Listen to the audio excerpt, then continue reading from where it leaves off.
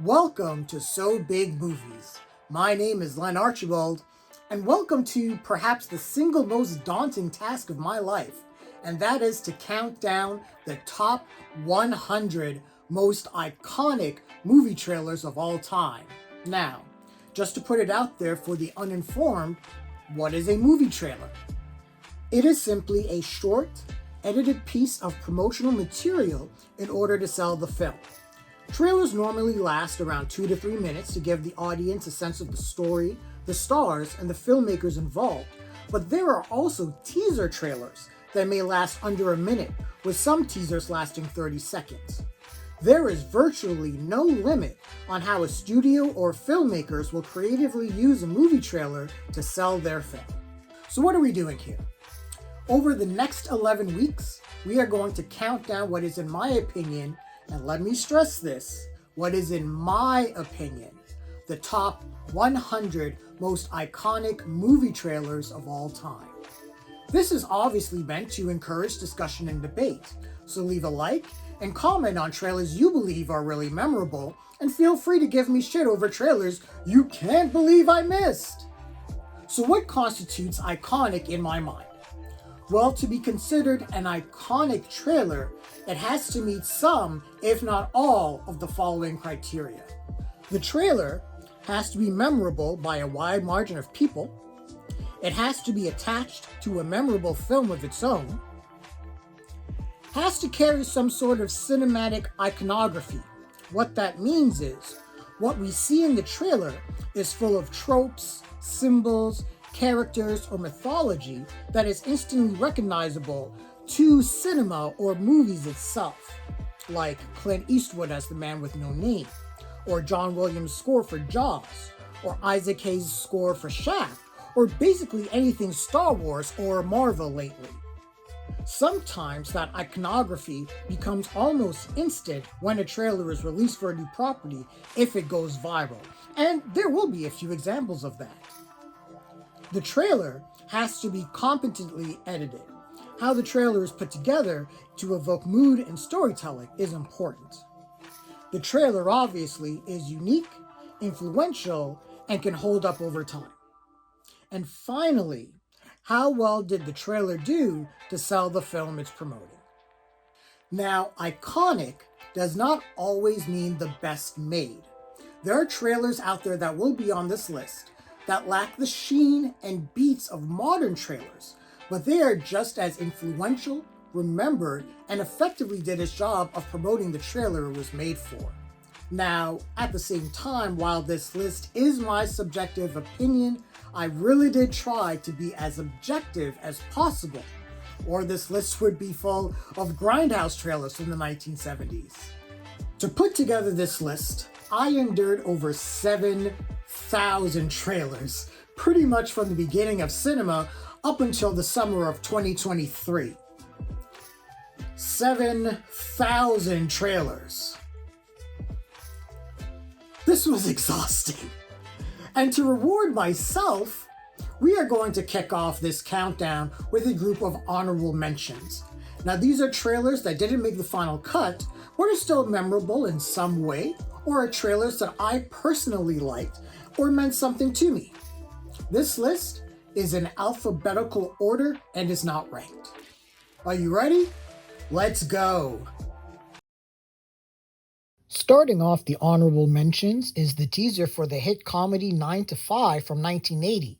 And this is a nice, cute trailer that focuses on the secretaries that orbit their sexist boss and their daily grind.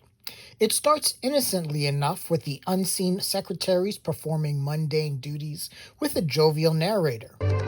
They arrive promptly at 9, because if they're not on time, they know they'll get the sack.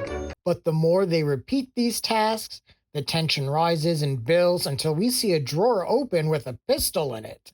What? We then get to see the stars of the film, Jane Fonda, Lily Tomlin, and Dolly Parton. This was a great little trailer that effectively sold the concept of underappreciated women versus a chauvinistic boss extremely well. 9 to 5 was a massive hit, grossing over $103 million on a $10 million budget, shot Dolly Parton to superstardom, and is still a fondly remembered feminist film to this day.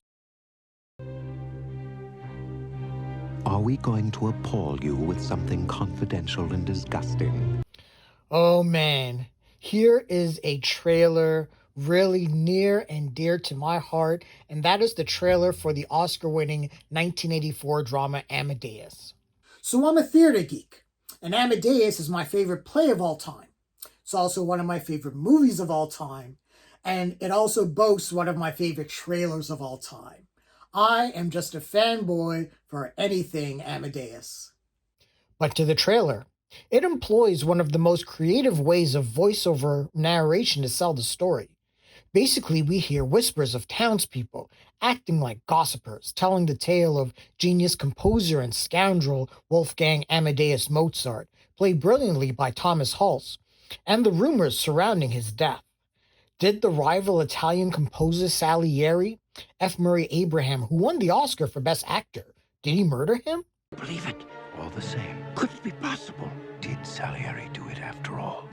The edit for this trailer, intersplicing specific moments with the gossipy whispers, is 100% on point. And just seeing the trailer makes me want to see Amadeus again. Yeah, let's put that on the screen now. Across this great nation, almost everyone has been affected in one way or another by this terrible tomato onslaught. Mrs. Williams, I understand your husband is missing.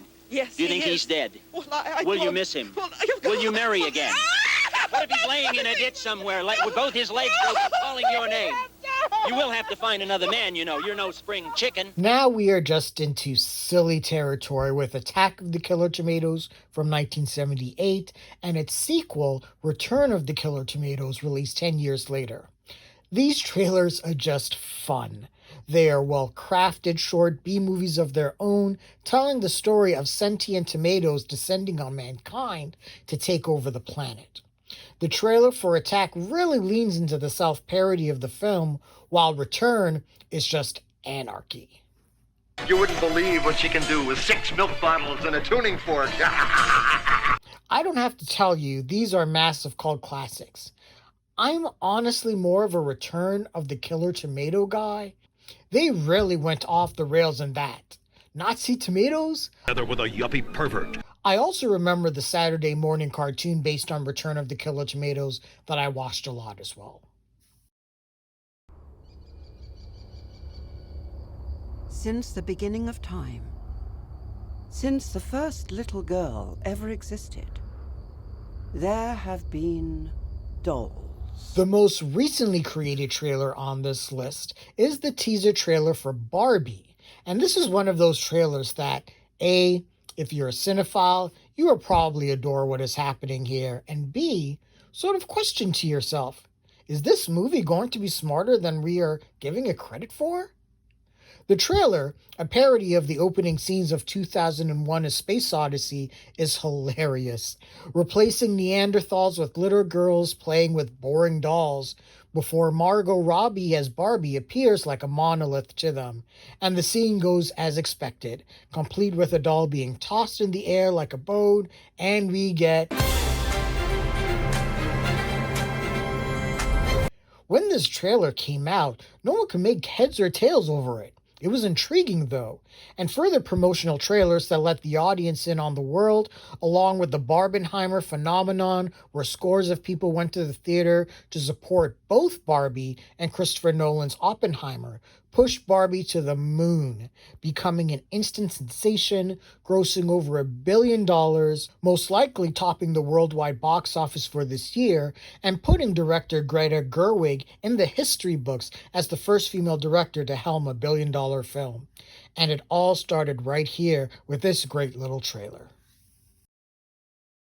If there is a filmmaker out there whose films for the most part have pretty entertaining trailers, it would be John Carpenter. Trailers for The Fog, The Thing, Christine, Escape from New York, and Assault on Precinct 13 are either very rewatchable or just plain iconic in their own right. But the trailer I want to show some love to is Big Trouble in Little China from 1987.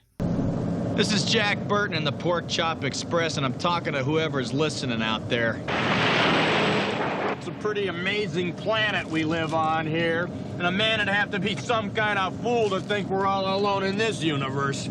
This is just a super fun trailer that gives us the awesomeness of Jack Burton, played by Kurt Russell. And yeah, we got Arnold and Stallone and Chuck Norris and Bruce Willis and Jean-Claude Van Damme, but we don't give enough love to Kurt Russell as an action star, which makes Big Trouble in Little China hilarious in of itself.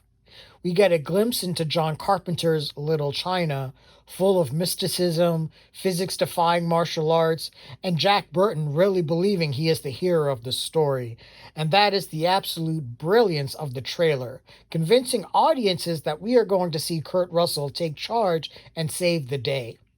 I won't give away much more, but definitely check this film out if you haven't. It's essential John Carpenter viewing. Oh God, is this really happening?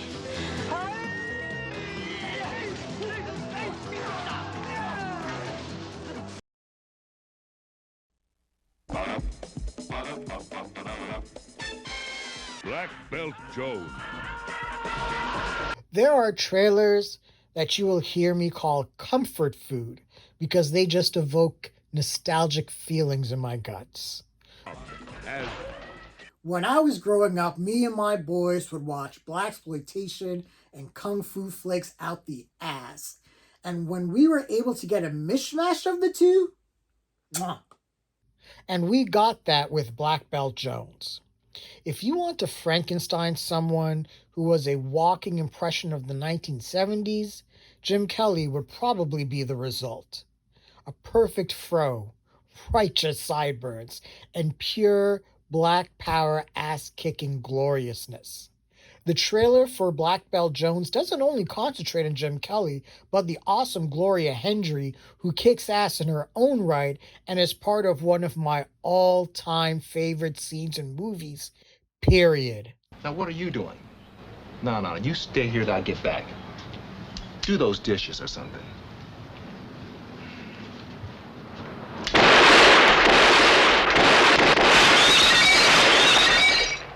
They're done. The trailer ends with the most obvious stand-in ever, but I don't care. This is some good shit, and I don't apologize for loving something from my childhood. You shall pay, Black Prince. I curse you with my name.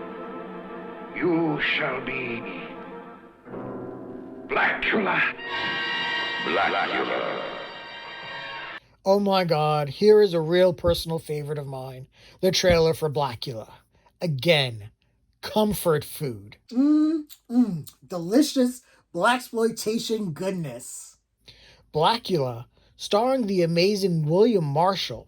Let the cartoon begin. Has a trailer sold on its narration. Blackula. Dracula's soul brother. Deadlier even than he. And Blackula basically kicking everyone's ass. And let me say, despite the title of the film that seems to suggest a spoof or just a straight up B movie, I feel it can really be a gripping horror movie at times, bolstered by a passionate performance by Marshall. The film was one of the top grossing of 1972, inspired a sequel, and opened the door for a wave of blaxploitation horror film knockoffs. Blackula. From American International Pictures. Canon Films. Was there a better movie studio in the 1980s that smacked down B-movie greatness after B-movie greatness? Whether it's Breakin' or Breakin' 2 Electric Boogaloo, the Death Wish films, the Missing in Action films, or something completely offensive like hot t-shirts, Canon strive to unabashedly entertain their audience with good cheese. Every once in a while, though, they get a diamond in the rough. In 1988's Bloodsport, the film that made Jean-Claude Van Damme an international superstar, boasts such a brilliant trailer that it seems to out Street Fighter, which Van Damme would star in years later. Bloodsport was sold on three things: Van Damme's insane athleticism, the different fighting styles of those in the Kumite tournament, and Bolo fucking Young. Mix that in a blender under the guise that this is a true story, and you get one of the most entertaining action movies of the 1980s.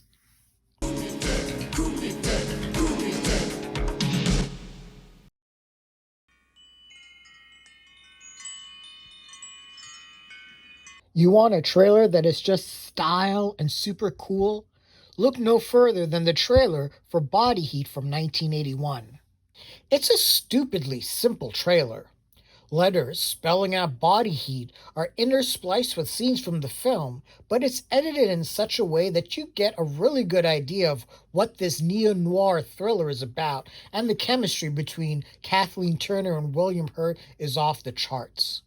The sound design for this trailer is also great, with those wind chimes acting as an omnipresent sound of dread as those letters burn and also sound like gunshots.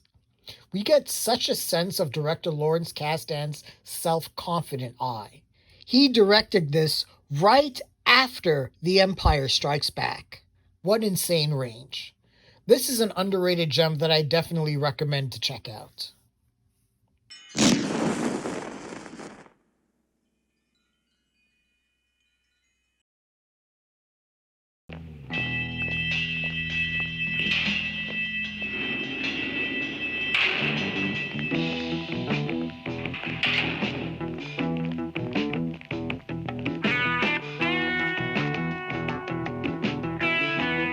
This is one of those times where the title of the film describes the trailer, and that is for the 1972 blaxploitation flick Cool Breeze. And this trailer is slick as hell. The film follows a released convict who has a great name, Sidney Lord Jones, played by the actor who has the single greatest name in Hollywood history, Thalmus Rasulullah, and his plan to steal $3 million in diamonds. The trailer breaks down Sydney's team a la Ocean's 11, and I don't know if it's just me, but the trailer narrator's reading of The Money Man kills me. I'm down for that score as well, because it just slaps. What sucks, though, is the movie itself isn't very good and has aged really poorly, and man, oh man, was I disappointed that such a wonderful trailer could produce such a disappointing end result.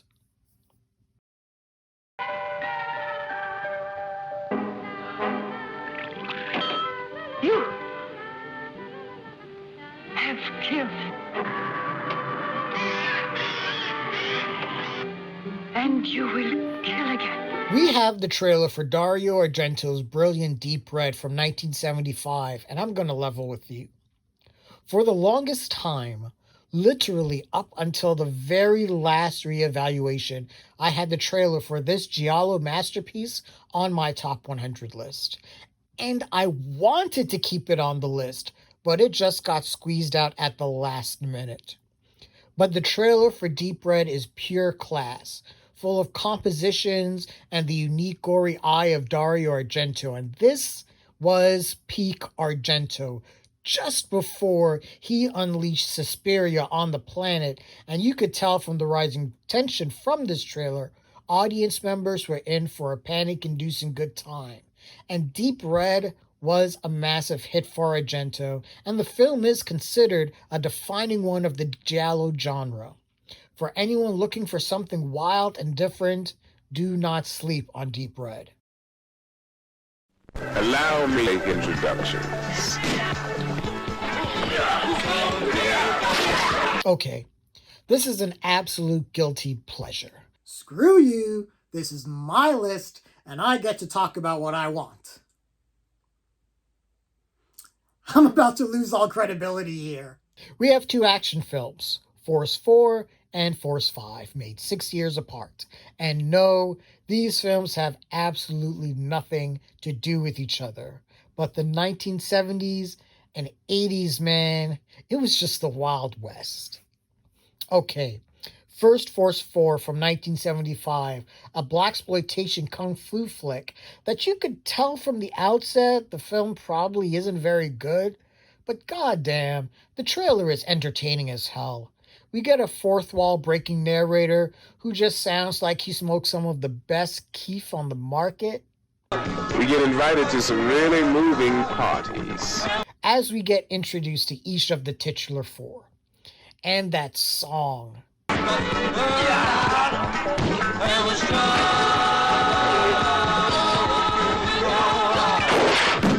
You pick a good track for your trailer, and you will get me every time. And this dude, he is ready to go. We are Force 4. Come on round and join us. We'll have us a ball. Force 5, released in 1981, has a pretty formulaic plot. A government agent assembles a force of 5 martial arts experts to topple a corrupt organization behind one of the world's most powerful religious leaders. In number, they are 5. In force, they are an army. Again, watching some elements of the trailer may give it away that it may not be a quality movie. This was Robert Klaus's follow-up to Enter the Dragon. But the trailer itself is so damn entertaining as we get to see each of the 5 do their thing, kicking ass, and it's easy then to forget that quality. This sounds like a movie Quentin Tarantino would reference in one of his films, but we got Fox Force 5 referenced as a TV pilot instead. But I could see Uma Thurman kicking ass in this movie as well. Force 5. There are 200 seniors at Midvale High and 7 days till graduation. Next up is the trailer for the slasher Graduation Day, released in 1981, and what a slick little trailer this is. Midvale High always produces winners and death. And we get a great rundown of the story. 7 days until graduation, and Midvale High is being tortured by a serial killer bumping off the school's star athletes. Combine that with a great little motif of the murders, turning into stills included in a yearbook, and that kicking tune Gangster Rock by Felony.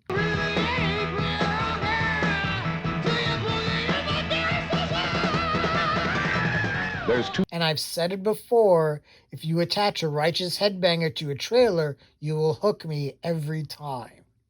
This is actually a really well put together piece of business, and it helped because Graduation Day was a massive hit, bringing in $24 million on a budget of $250K. And it is seen as an underrated cult classic among horror fans. Graduation Day.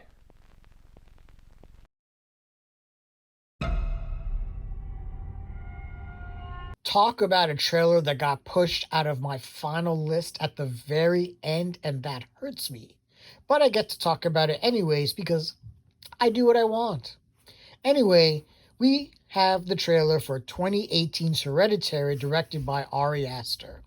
And honestly, this could really be a spot for all the A24 trailers because they're all amazing and unique in their own right.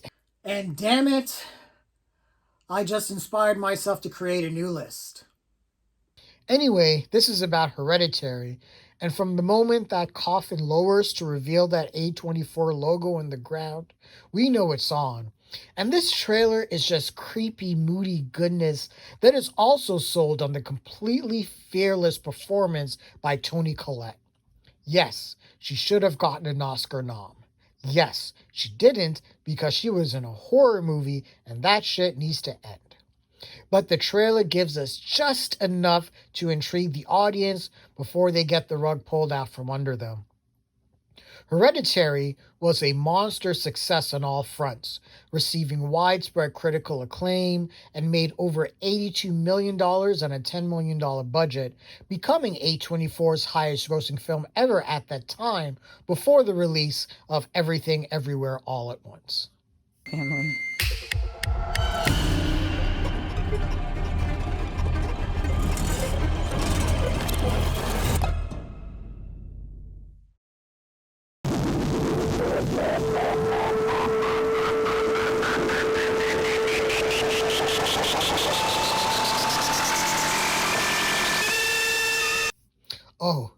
This is good.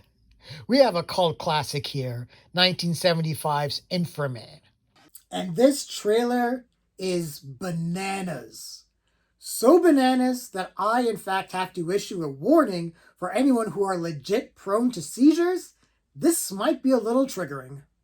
But if you want to talk about a kitchen sink trailer that gives you everything, this is it. Inframan, released by the Shaw Brothers, is basically the Power Rangers on cocaine. It is obnoxiously loud, visually chaotic, and absolutely hypnotizing. Can Inframan survive heat that melts rock? Cold that freezes fire? Is Inframan a match for Men of Steel? Inframan has amassed a pretty significant cult following, with it even being one of the very few films Roger Ebert has ever reevaluated and changed his rating for, with him re-rating Inframan 3 out of 5 stars, after his original review gave it 2.5 stars.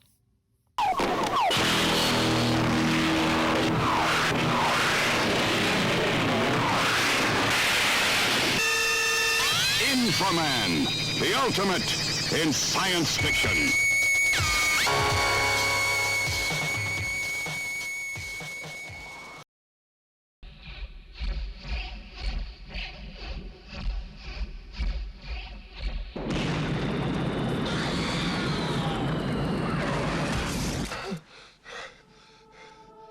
I remember seeing this trailer for Jacob's Ladder in 1990 and instantly saying to myself, I have to see this. And even though I wasn't old enough to see it in the theater, when it was on VHS and I was able to rent it, I did. And this movie blew my mind. So to say the trailer did its job to sell the film is an understatement.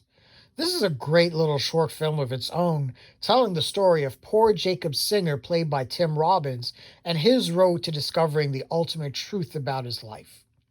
If you have not seen this movie, I am giving nothing else away. This is a movie to really experience, and the trailer does such a great job of building tension and selling Tim Robinson's portrayal of a man on the edge of sanity. Or maybe insanity. This is one of the few trailers that really lives up to the hype.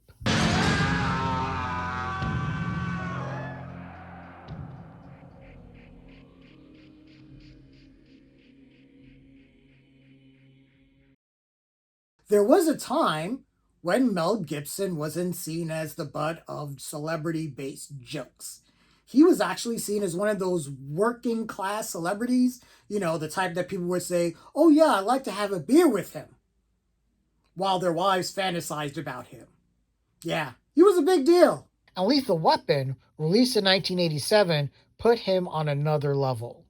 The film that followed suicidal and reckless cop Riggs, played by Gibson, being partnered up with perpetual retiree Murtaugh, played by Danny Glover. And this is just a fun-as-hell trailer that gives us everything we need to know about this mismatched pair and their misadventures. Ever met anybody you didn't kill? Well, I haven't killed you yet. Obviously, Lethal Weapon was a lethal hit, spawning a franchise, a television show, and there is now finally a 4th sequel in development. Oh, too old for this. George Romero didn't only make zombie movies. In fact, some of his non-zombie productions are just as interesting. Take Martin from 1977. This tells the tale of Martin, played by John Amplas, a self-professed vampire trying to live in today's world. This is a great trailer, bolstered by Amplas's performance as he talks to the camera about his plight as a vampire in the modern world, how the mythos surrounding vampires like sunlight, garlic, and crosses aren't really true, and how he actually gets blood to survive. I have to be careful all the time. But I'm pretty good at it. I think as I get older, I get better. I haven't been caught yet. And it's graphic and a little disturbing. And again, Amplas is amazing at selling how exhausting it is to be a vampire posing as a serial killer. Definitely check this out if you're looking for a wacky kind of horror film or want to get deeper into Romero's filmography.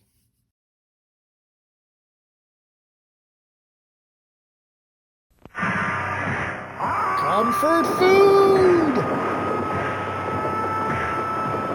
I grew up watching kung fu flicks after Saturday morning cartoons and pro wrestling was over. 1976's Master of the Flying Guillotine is one of the first martial arts films outside of Enter the Dragon I remember vividly because he comes from beyond time, from beyond the outer limits of your imagination. He's the master of the flying guillotine. And he's ready to blow your mind. This guy is just the dopest of dope, and that narration sells the hell out of this movie. We also get to see where the inspiration for Taoism from Street Fighter comes from. This is pure B-movie cult classic guilty pleasure goodness, cited by Quentin Tarantino as one of his favorite movies as well. The master of the flying guillotine. I'm not sure if there's a more, this is exactly the movie we are selling trailer than 1983's slasher classic Pieces. This is a brilliantly short and to the point bit of business. What more do you need? Pieces. It's exactly what you think it is. Pieces, a co-production of the US and Spain, has a pretty rabid cult following, and while I applaud the movie for straight up going for it, I admit it hasn't aged very well. Oh, Brian De Palma, you Hitchcock wannabe. But if you're gonna steal, steal from the best, and De Palma is one of the greats. Sisters, released in 1973, is one of those older films I didn't catch until I was well into my 20s, but it was this trailer that made me want to see it. The trailer for Sisters tells you everything you need to know. First, a brief lecture on conjoined twins. Then we get right into the titular sisters. And Dominique, one loving, one hating, one innocent, the other...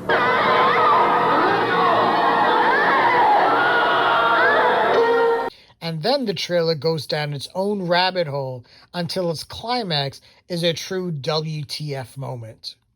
This trailer is a blast and really sells the twisty nature of the plot and De Palma himself, here pretty much hailed as the next Alfred Hitchcock by several critics.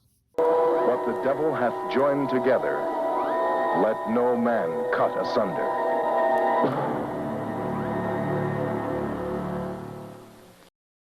Would you like for me to point out the exact moment Star Wars went from cultural phenomenon to the greatest media property on the planet? It's right here, with the release of the Star Wars trilogy in 1997, right before Episode 1, The Phantom Menace.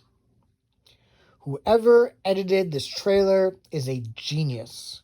It starts out with a TV screen, and the very true narration that a generation of fans have only experienced Star Wars on TV with TV sound. But if you've only seen it this way, you haven't seen it at all. Once that X-Wing flied out of the TV and into the screen, I remember losing my shit. Star Wars on the big screen? Star Wars sounding like Star Wars? New effects? New scenes? Shut up and take my money! Of course, I didn't know at the time that some of these changes were sacrilege to some fans. Just give me hyperdrive on the big screen. The release slate for the trilogy just kept audiences on their toes and coming back to the theaters, and this whole project was a massive success, priming the world for The Phantom Menace, and despite how one may feel about that movie, there is no denying that it was an event. And this started it all. The Star Wars Trilogy, Special Edition. See it again. for the first time. The Force will be with you, always.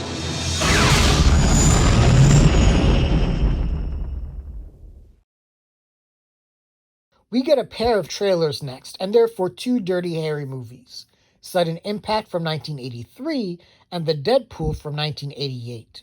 The Sudden Impact trailer is notorious for one reason alone. Go ahead. Make my day. And is a pretty well-paced piece of business. But the trailer for The Deadpool, accompanied by Guns N' Roses' Welcome to the Jungle, is highly entertaining, while also raising the stakes as there is a serial killer specifically targeting Dirty Harry, and we get to see Jim Carrey unleashed as a deranged lunatic.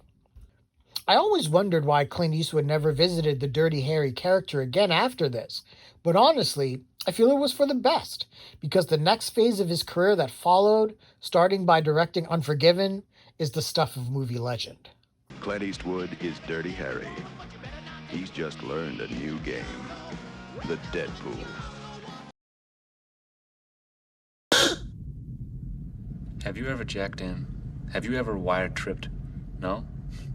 A virgin brain. Well, we're gonna start you off right.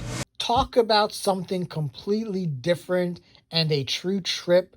This is the trailer for 1995's Strange Days, directed by Catherine Bigelow and co-written by James Cameron, their only collaboration when they were married.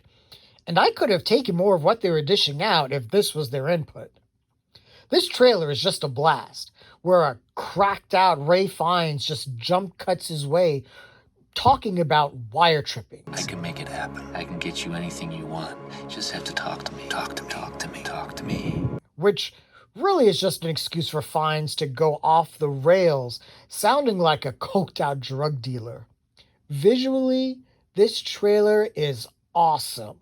And the only reason this isn't on my top 100 is Strange Days was such a bomb that it nearly ruined Catherine Bigelow's career. So you really don't hear about this movie a whole lot. But if you can find it, definitely check it out. David Cronenberg. This man makes me proud to be Canadian and weird. When I found out the dude that made Scanners was from my city of Toronto, it really made me feel that I didn't need to be from Los Angeles to have a creative mind. And man, Videodrome is it. This trailer is somehow totally 1980s, yet is so avant-garde that it still holds up today. Max Wren is a victim. I woke up with a headache. He has been exposed to Videodrome. I've been hallucinating for a while, ever since... What? Since I... We learn of the story of Max Wren, played by James Wood, who has been turned on to a channel called Videodrome. What's Videodrome? It's not explained, but it makes television sexy, and guns melt into hands, and all sorts of other weird shit. And Deborah Harry of Blondie, what are you doing here? This movie is just fucked up in all the best ways, and if it came out today, would definitely be released under A24. Definitely check this out. Long live the new flesh. We are ending the honorable mentions with a bang, and we are indulging in some Italian horror. And not just any Italian horror, but goddamn Lucio Fulci. Here is the trailer for Zombie, and the trailer gets real from the start, saying it's going to eat us. Then we get the slow spelling of the title of the film, and it's on this stark white background that's sort of jarring. And with that weird, creepy score, the trailer is only preparing us for carnage, because when it comes hard, with gross-looking zombies popping out from everywhere. This is considered one of the essential titles of the zombie genre. I mean, the movie is called Zombie. Was a staple of practical horror effects and landed on the infamous UK Video Nasties list. What put this trailer over the top, though? Being so sure the movie will gross out its audience that it offered them barf bags. Balls. We need these kind of gimmicks back in theaters.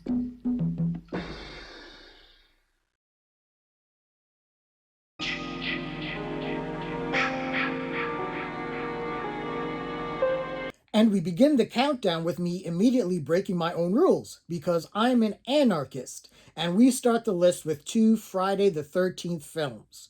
Friday the 13th Part 3 3D from 1982, and Friday the 13th Part 6 Jason Lives from 1986. The Friday 3D trailer continued the body count gimmick of the first 2 trailers, because you keep riding that horse until it's dead. The trailer really sold that Jason Voorhees was officially a pop culture icon, and this was the first time the public would see Jason in his now infamous hockey mask. Jason, you can't fight him.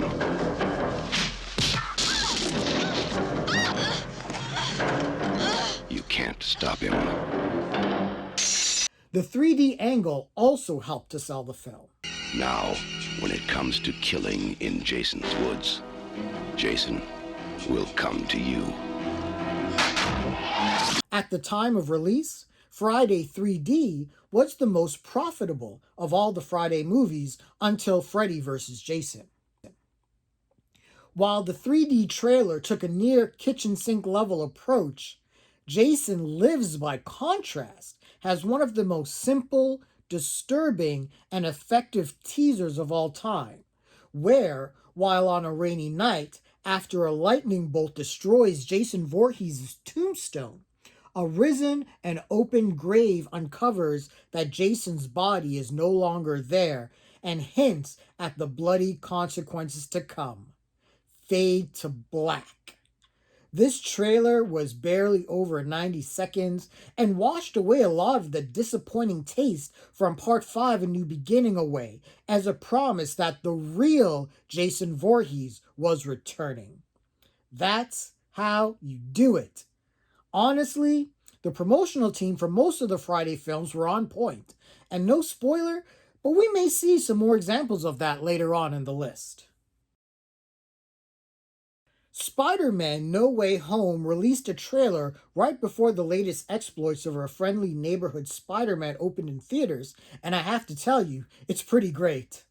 Starting with that slow-mo shot of a rain-soaked Peter Parker, while his narration that follows the immediate aftermath of Spider-Man Far From Home gives us an idea that the stakes are indeed being raised from the consequences of hijacking Doctor Strange's attempt to help make the world forget that he is Spider-Man.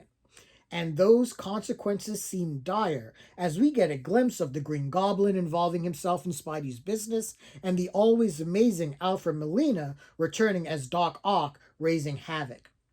But the trailer isn't without some charm, as we get Peter and his friends having a chuckle at Doc Ock's real name.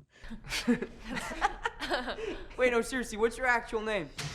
And Doctor Strange instructing them to Scooby-Doo this crap. That's not what he said in the movie. But the stakes are significantly raised when the philosophies between Spider-Man and Doctor Strange clash, and the race is on for Spidey to try to change the fates of these villains that have entered from the multiverse. The trailer did something extremely smart. It made a sharper focus on the villains to give the impression that Spider-Man is indeed outnumbered from all sides. But it also gave us footage with incomplete special effects, so as not to spoil, well, if you haven't seen it by now, yeah, I don't know what to tell you.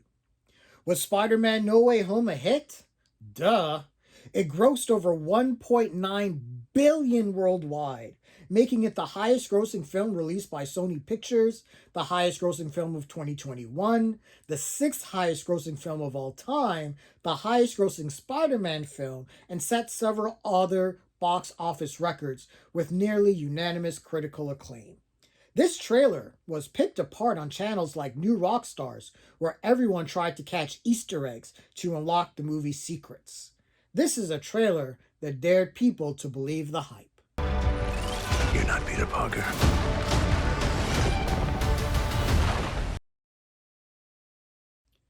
Predator! One of the most goddamn burliest, most testosterone driven films of all time, and it has a hell of a trailer to promote it. It starts off simply enough, letting us know that, yeah, fucking Arnold is in this bad boy. We get an initial idea of the plot.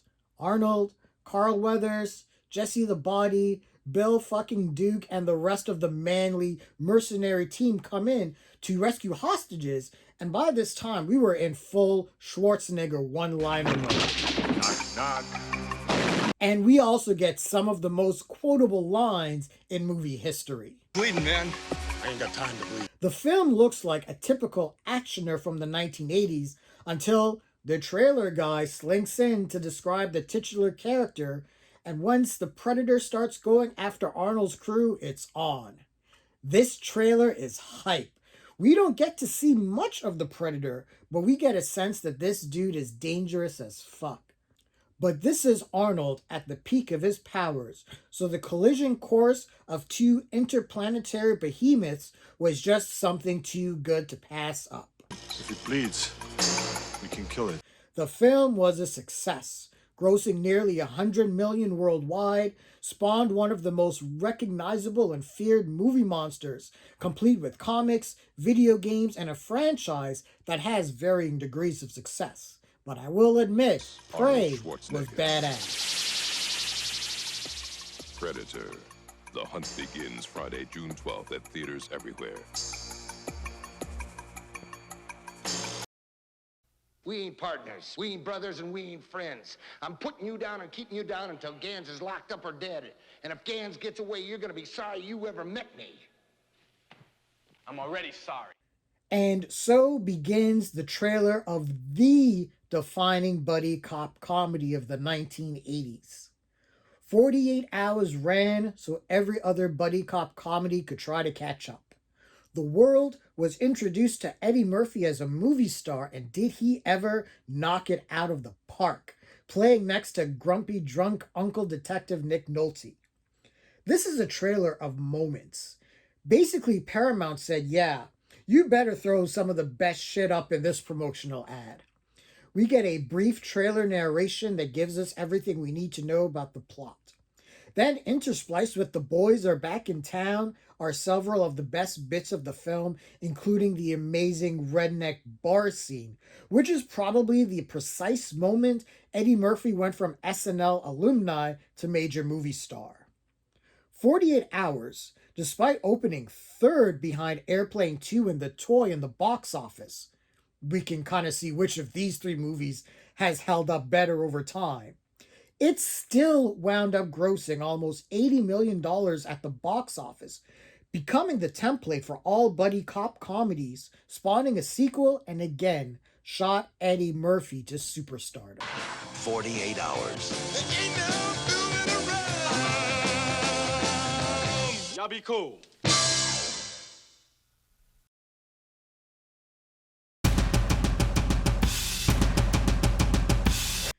At 96, we have the trailer for Martin Scorsese's The Wolf of Wall Street. And if you want a trailer that gives you an opportunity to say, that escalated quickly, on repeat, then this trailer is for you. Assaulting the senses under the drums and bass of Kanye West's Black Skinhead, we get the narration from Leonardo DiCaprio's portrayal of Jordan Belfort. My name is Jordan Belfort. The year I turned 26, I made $49 million, which really pissed me off because it was $3 shy of $1 million a week. Once we are assured that yes, this is Martin Scorsese, we just go off the rails in a hurry. A drug-fueled Matthew McConaughey? Check. A sarcastic, sardonic Jonah Hill? Check. Leonardo DiCaprio breakdancing? What the fuck? Put this in my veins now. The trailer for Wolf of Wall Street wanted to accomplish one thing. This was an exercise in excess, and its frantic pace and quick cut editing sold the audience that this was going to be an absolute bonkers story.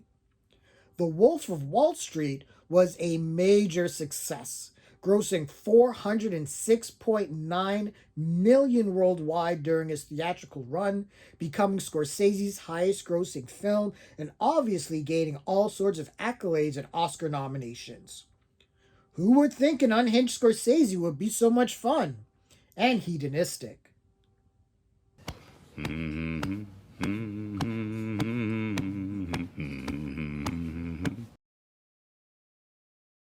At 95, we have the trailer for Child's Play 2. And here's an example of where the trailer for the sequel is actually more iconic than the original film. The first Child's Play trailer was more shrouded in mystery and seemed to keep its scares pretty straightforward. But by the time Child's Play 2 came around, we all knew who Chucky was and what he was about. So the trailer for Child's Play 2 is pretty much a statement saying, yeah, we know who you came to see. Starting with a Jack-in-the-Box shrouded in shadow playing Ring Around the Rosie. But before it can pop up, a foot stomps down and we see that... Sorry, Jack. Chucky's back. We are then treated to all the mayhem that Chucky will definitely cause. Similar to Friday the 13th 3D, Universal knew that Chucky was a pop culture phenomenon and leaned heavily into the other Devil Doll from Hell and his macabre sense of humor to promote its sequel. It paid off, as the film grossed $35 million on a budget of $13 million and firmly placed Chucky on the horror icon echelon, bringing about a pretty fun franchise, complete with a pretty underrated show on Sci-Fi. Child's Play 2. Keep an eye out for it. Somewhere in space, this may all be happening right now. Okay, controversy time. Star Wars at 94? The trailer for Star Wars at 94? What are you smoking? I can hear all of the arguments and I concede to most of them, but hear me out. If you want me to be honest, compared to some of the other trailers the Star Wars franchise would release, this is pretty pedestrian. Now, I'm not saying there isn't iconography that didn't excite moviegoers. Obviously, that's true. But if I'm sticking to what this list is about, is more than just that iconography and success of the film, but also how well paced and edited the trailer was put together.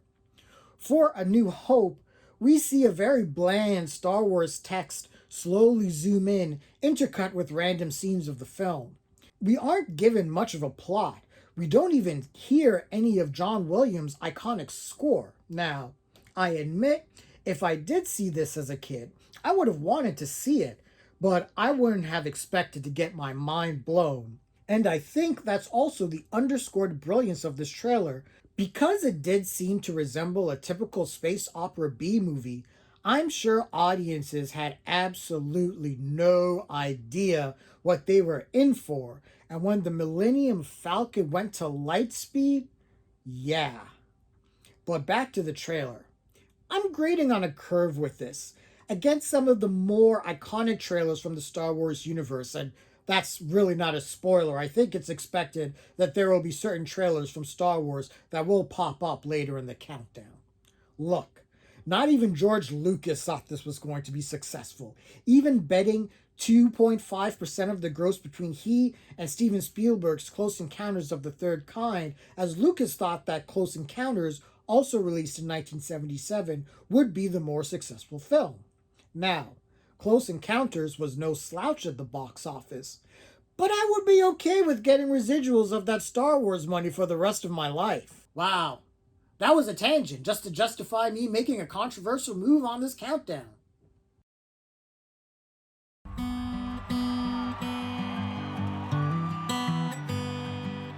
Maybe it's time to let the old ways die. At 93, we have the trailer for the 2018 remake of A Star is Born with Lady Gaga and Bradley Cooper. This is a trailer that knows how to build and use its soundtrack wisely. Of course, When you have a talent like Lady Gaga, you make sure to show it off, and intercutting scenes of the film with Gaga singing the definitive Shallow, especially with that soaring note, really kicks the trailer in gear.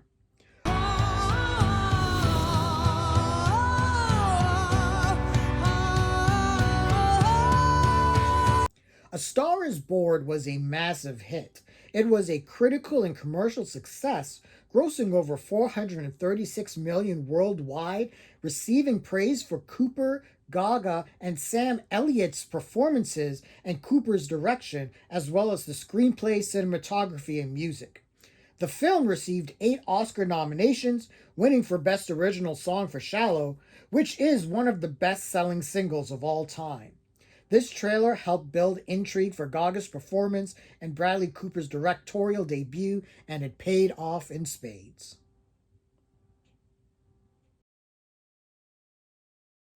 Do you know where you came from? What's your name? At number 92, we have the trailer for Spike Lee's Malcolm X, and man, is this a trailer that is really close to my heart.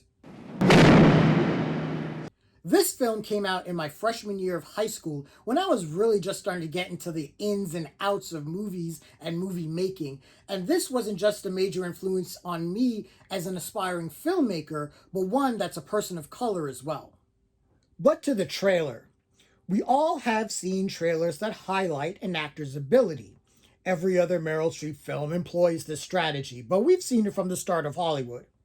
And the trailer for Malcolm X is a goddamn Oscar reel for Denzel Washington, and it still boggles my mind that he lost to Al Pacino for Scent of a Woman. But I digress.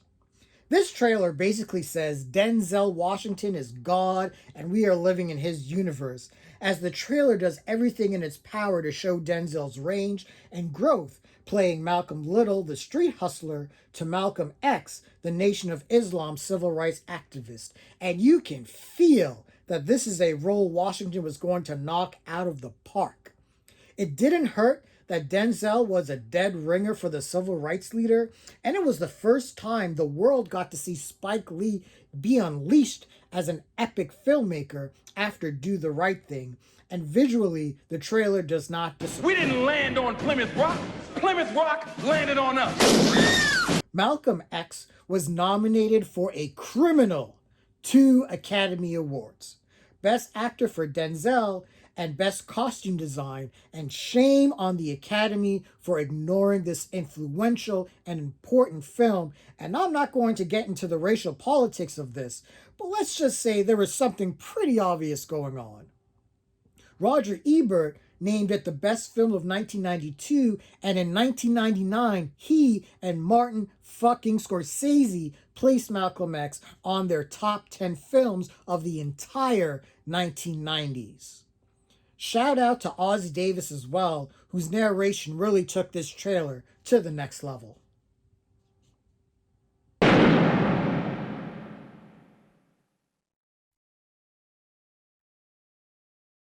Your folks are going out of town. Sliding in at number 91 is Risky Business from 1983, and this trailer hailed the arrival of Tom Cruise as a leading man. All we need to get primed into the main plot is this. Tom Cruise is home alone. And once he slid into the frame to lip-sync old-time rock and roll, the world saw the emergence of a new star. We then get into pieces of the main plot, where Tom Cruise's Joel Goodson falls for Rebecca De Mornay's hooker with a heart of gold, Lana, and the wild and crazy misadventures of the film. This just packs a lot of the more memorable scenes of the movie and is very entertaining. The trailer definitely helped to promote the sex comedy, as it grossed more than $63 million, was hailed by several critics as one of the best movies of the year, and again unleashed Tom Cruise on us as a true Hollywood star, and he's been our movie equivalent of Evel Knievel ever since. There's a time for playing it safe, and a time for risky business.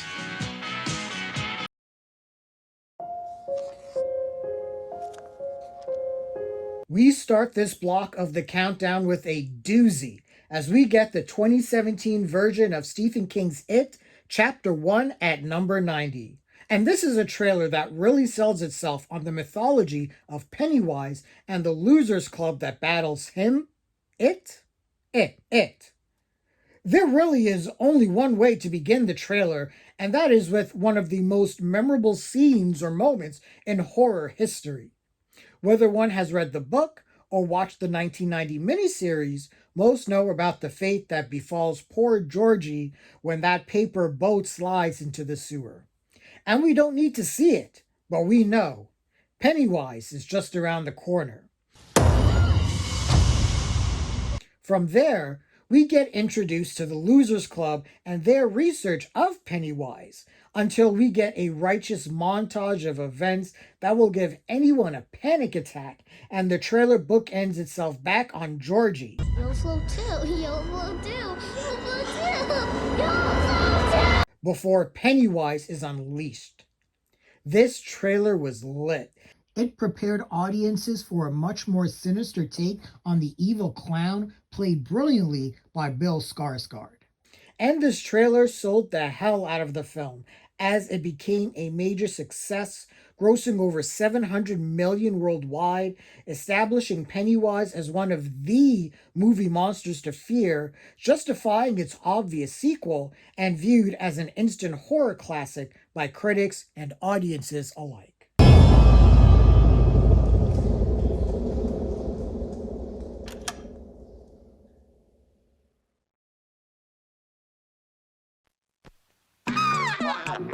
When Foxy Brown comes to town, all the brothers gather round, 'cause she can really shake 'em down. Foxy lady, foxy lady. At 89, we have one of the defining films of the blaxploitation genre, Foxy Brown from 1974, and it's pretty clear right from the get-go. Pam Grier is a superstar. What puts this trailer over the top is the badass narration. A chick with drive who don't take no jive. So there ain't no hope for dudes who deal dope. And Grier herself. I better warn you, I got a black belt in karate. And I got my black belt in bar stools. The trailer does everything in its power to convince you that this is Pam Grier's world and we're just passing through. If you see a man anywhere, send him in, because I do need a man. Foxy Brown was a critical success, making 5 times its budget back, raising Grier's stock higher as a blaxploitation icon, and Foxy Brown herself being viewed as one of the most influential characters in movie history, with her look considered as an archetype of the blaxploitation genre. Foxy Brown.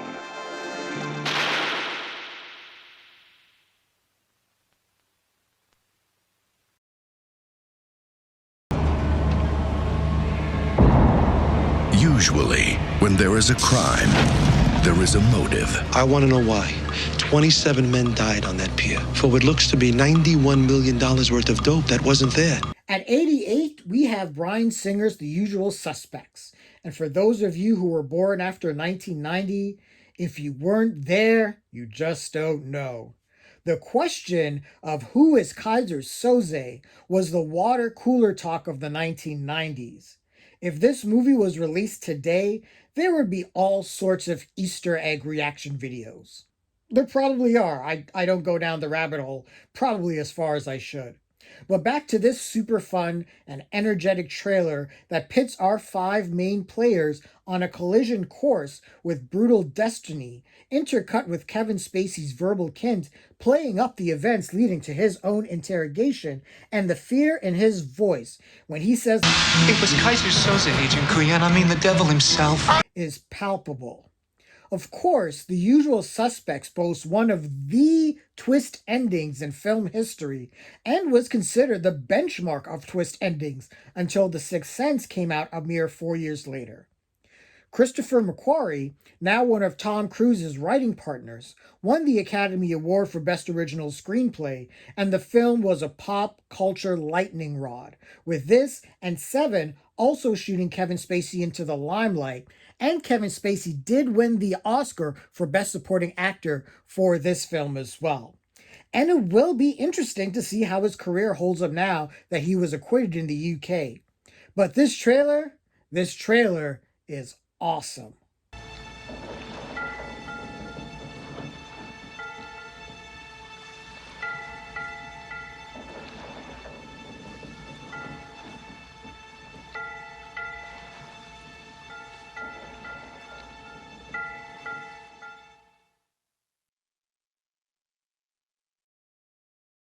Thor, as originally portrayed in the Marvel Cinematic Universe, was super serious, almost to the point of being dour, and helmed the least regarded film in the MCU, Thor: The Dark World. So Marvel made a hard pivot with the character, and we caught a first glimpse with the trailer for Thor Ragnarok. And this piece of business, accompanied by Led Zeppelin's Immigrant Song, is a headbanger, a fist pumper, and a trippy little ride that promises raised stakes and laughs. Starting with a captured Thor giving us a brief introduction, we see what is impossible. Hela, the goddess of death, Thor and Loki's sister, played by a stunning Cate Blanchett, has destroyed Mjolnir and has taken over Asgard. Zeppelin kicks in, and we just get an amazing montage of images, moments, and that awesome 1980s inspired neon text. And finally, two stingers: Thor's new look with his haircut and the appearance of the Hulk. Thor's reaction to him gave the audience a clue that the Thor franchise was going to get something it desperately needed: a shot in the arm of fun. Thor Ragnarok brought even more credibility to director Taika Waititi as a comedic director, grossed $855 million at the box office, and provided even more forward momentum as we got closer to Infinity War. This trailer is amazeballs.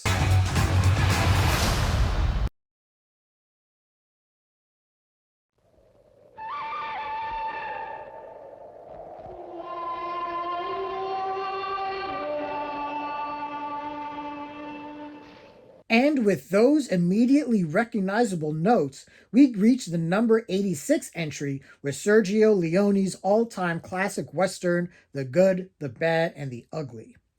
This is the essential Clint Eastwood Western for me, and the one that has the most iconography. The trailer itself is deceptively simple.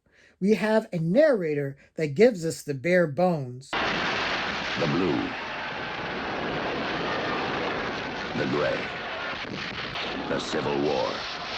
But we also get to see the scope of Sergio Leone's vision without de-emphasizing the personal tale of the chase for gold between Clint Eastwood, Lee Van Cleef, and Eli Wallach. And again, let's give a shout out to that sweeping score from Ennio Morricone that helps to end the trailer on one of the best cliffhangers of all time. When I'm talking about iconic, this is it. The Good, the Bad, and the Ugly was a commercial and critical success, launched Clint Eastwood into the stratosphere, and made director Sergio Leone a household name. The Good, the Bad, and the Ugly has surpassed being just a movie. It has a mythos all its own.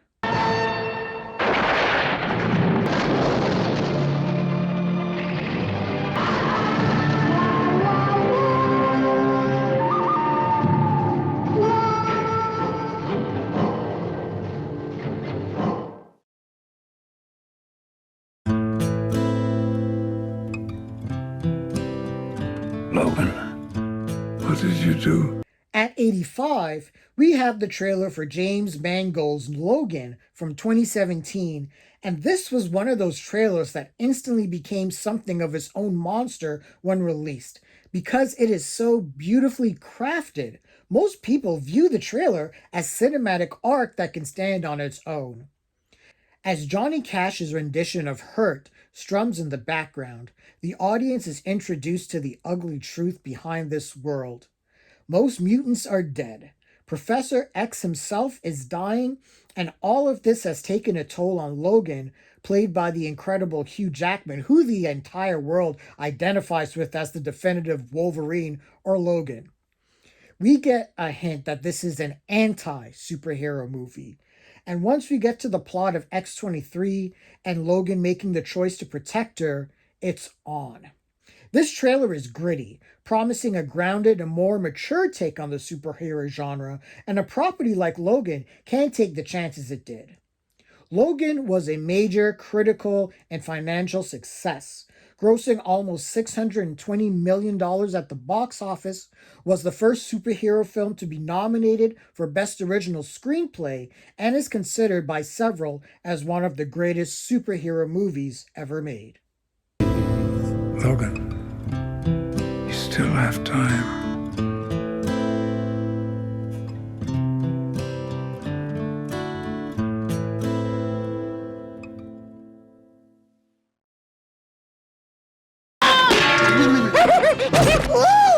Tunes gets them every time. At number 84, we get a cute, innovative, and fun little trailer for Who Framed Roger Rabbit, released in 1988. This live action / animated film is a blast, and the trailer advertising it is pretty amazing as well. If you were a kid and saw this trailer at the start, you would have thought you were about to catch a Disney-inspired short cartoon that was commonplace until probably the early 90s. We see baby Herman and Roger Rabbit start to get into all sorts of hijinks, and then we hear, Cut! Cut! Cut! What the hell is wrong with that take? wait, why does Herman now sound like an actor from the 1940s? Once Herman walks off the very real flesh and blood set, we know we are being introduced to a brand new world.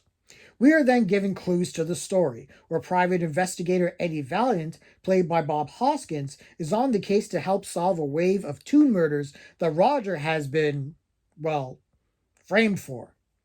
The trailer really leans heavily on the fantastic animation and live action effects, the chemistry between Eddie and Roger Rabbit, and, Jessica Rabbit.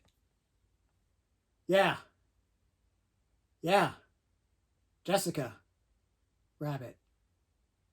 Who Framed Roger Rabbit was met with unanimous critical acclaim, with Roger Ebert giving the movie 4 out of 4 stars. It also brought home a massive take of over $351 million worldwide, and is viewed as essential comedy and animation viewing, and this trailer definitely helped. Who Framed Roger Rabbit?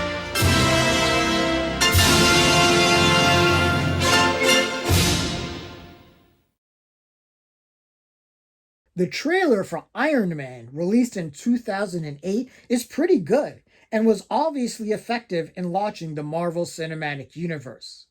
But you want to know when Marvel really took the reins and started flexing? It was right here with Iron Man 2, and this trailer is righteous excess.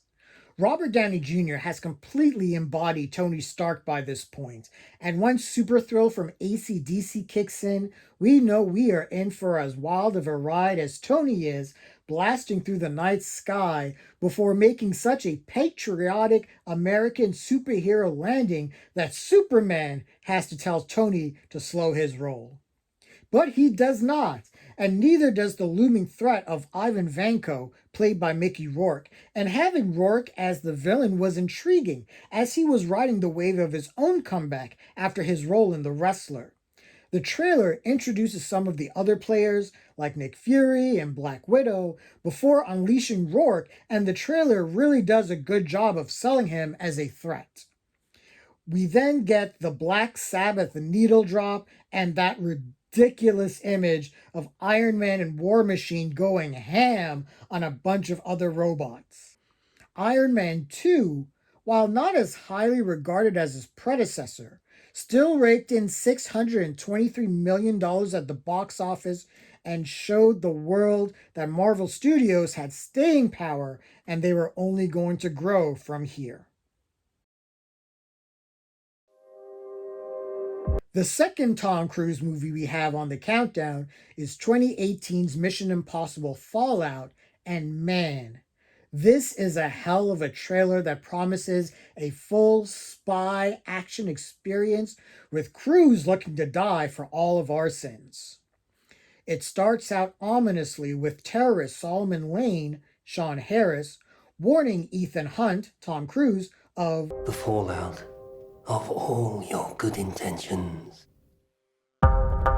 And then that score kicks in, and we are treated to a slick montage and the introduction to some of the main players, and Angela Bassett continues to prove just how she's the baddest in whatever room she's in. His team would be dead. Yes, they would. That's the job. The merging of the MI main score with Imagine Dragons' Friction is on point, and we get a real sense of the globetrotting the MIT will be on.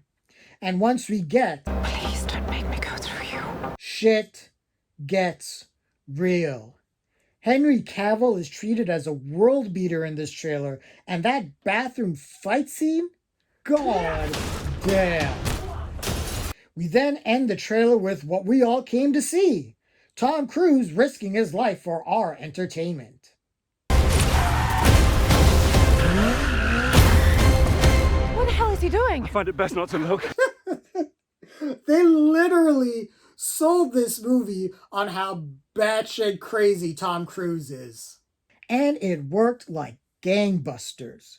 Mission Impossible Fallout brought in a massive $791 million worldwide, becoming the highest grossing Mission Impossible movie, and is considered by most to be the best and most exciting of the MI movies. Tom Cruise can make a bomb like The Mummy the year before and come back with this. He knows what he's doing. Take a bow, sir. You're one of the last true movie stars left.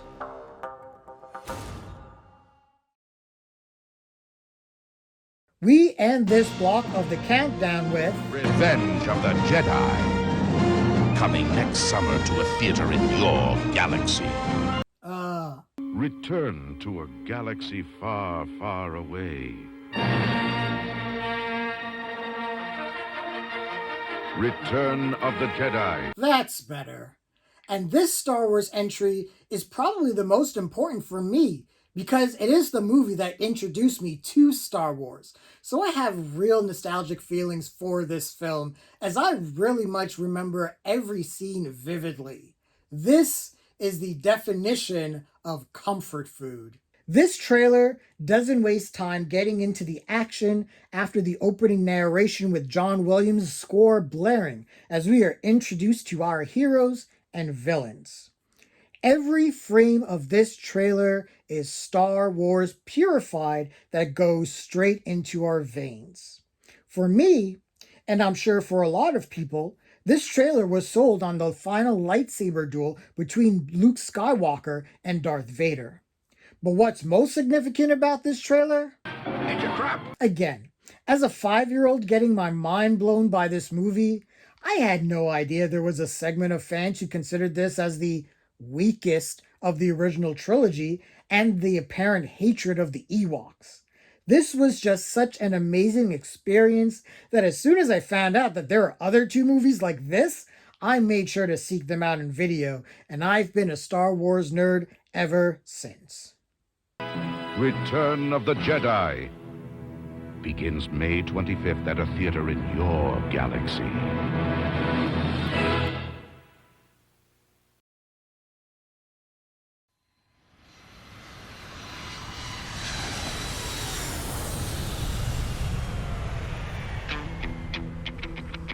We kick off this block of the countdown big time, and it's the trailer for Quentin Tarantino's Kill Bill Volume 1.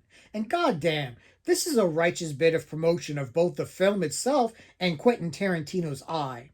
Once that opening strum from Hotai's Battle Without Honor or Humanity begins to kick in, we know something is coming with an intriguing mini montage, but once those horns hit, this was lit. If you are a Kung Fu fanboy, this trailer gave you everything. Watching the trio of Uma Thurman, Lucy Liu, and Vivica A. Fox throw down was breathtaking. And Daryl Hannah, Michael Madsen, and David fucking Carradine, the master of the flying guillotine, This trailer is just sensory overload and fan service in the best way, and Kill Bill Volume 1 was a monster hit, hauling in $180 million on a $30 million budget, and has become a staple of action cinema, with Uma Thurman's Beatrix Kiddo, aka The Bride, becoming an action icon in her own right. Yeah, I kind of did.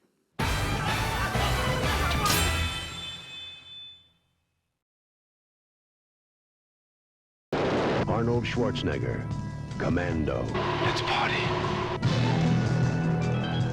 At number 79, we have Commando from 1985, and Arnold popping up for a second time.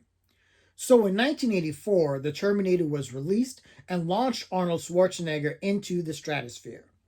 By the time Commando came out, we were venturing into peak Arnold territory, where he just came out with hit after hit, and Commando is essentially patient zero for everything iconic we envision about Arnold as an action star. We get everything in this trailer. The awesome narration. They hunted him down, they murdered his friends, and they took the only thing he would kill for.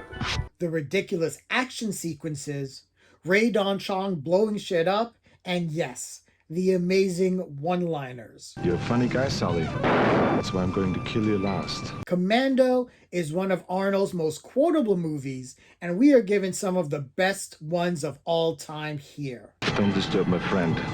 He's dead tired. Remember, Sally, when I promised to kill you last? That's right, Major. You did. I lied. The action for this trailer never lets up and promises a fun adrenaline rush ride. The trailer for Commando did its job. It was a box office success, grossing over $57.5 million against a $9 million budget, debuting at number 1 and spent 3 straight weeks at the top, solidifying Arnold as one of the, if not the, A-list action star of the 80s, and Commando is viewed as one of the quintessential action movies of the 1980s. Somewhere, somehow, someone's gonna pay.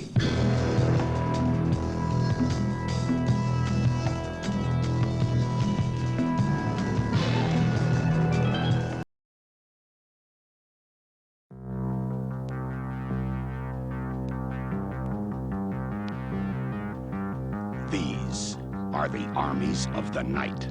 Can you dig it? Can you dig it? At 78, we have the epic trailer for The Warriors from 1979.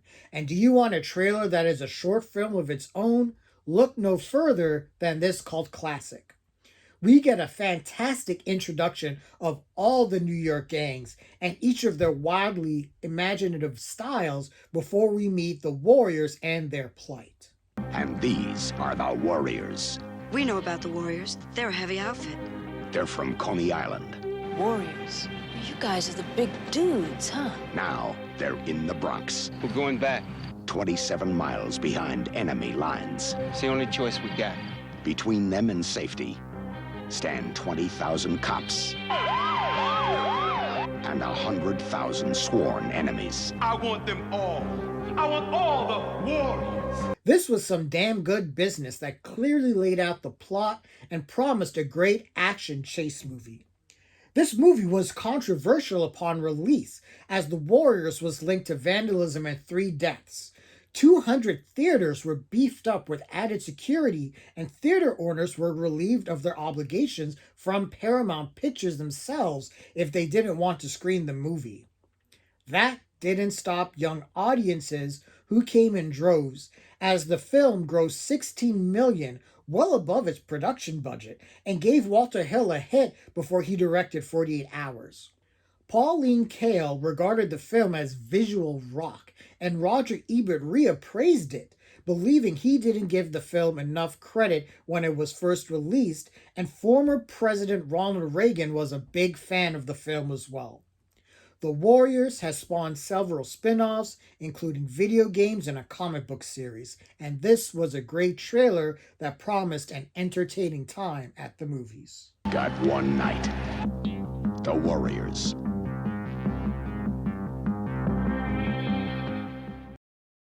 Roper, Williams, and Lee, the Deadly Three. We started the countdown with an homage to Kung Fu flicks, but right here at number 77 is the real shit. Totally self-sufficient. A fortress without walls, protected by an invincible army that needs no ordinary weapons. This is Enter the Dragon. Comfort food! Put together a banging trailer narrative and an entertaining stakes-raising edit, and you get the definitive Hollywood martial arts film in Enter the Dragon. This was obviously the film that put Bruce Lee on the pop culture map, but for me, it was also my introduction to both John Saxon and Jim Kelly at the same time. This trailer is just an ass-kicking good time as it breaks down the reasons why the Deadly Three, Roper, John Saxon, Williams, Jim Kelly, and Lee, Bruce Lee, are on the island fortress of one of the greatest movie villains of all time, Han Ken-Chi. Nearly every frame has someone getting punched or kicked in the face, and it's just glorious. And that brawl that ends the trailer promises martial arts carnage on a massive scale. Enter the Dragon was a phenomenon, estimated to have grossed over $400 million at the box office, gained nearly widespread critical acclaim, and brought Bruce Lee to the forefront as the martial arts star that everyone else is measured against. This was Lee's final completed film before his death, released 1 month after he died, and the movie is a most righteous tribute of the master. Be like water, my friend. Enter the Dragon from Warner Brothers. Okay, so what do you call yourself? Huh? ¿Cómo se llama? Antonio Montana. And you? What you call yourself?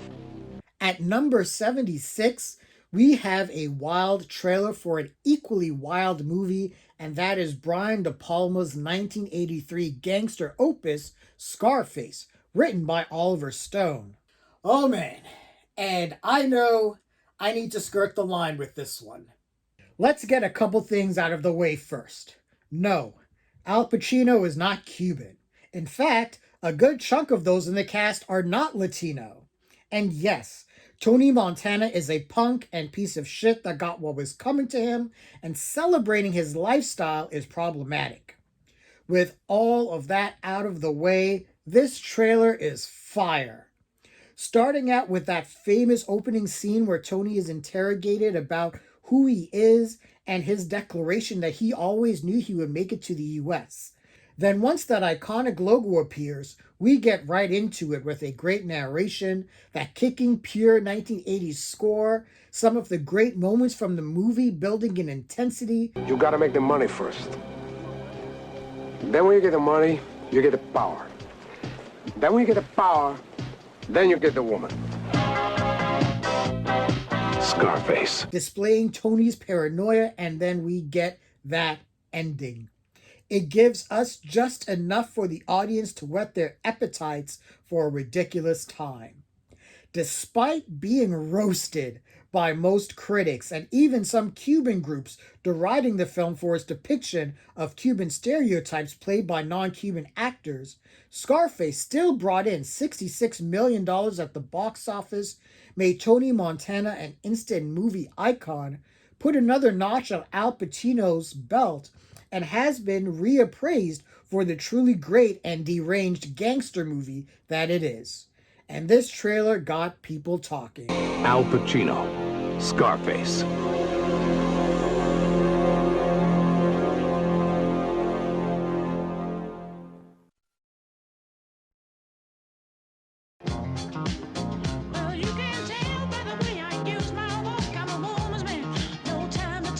At number 75, we have one of the most insanely simple yet effective trailers of all time, and that is 1977's Saturday Night Fever.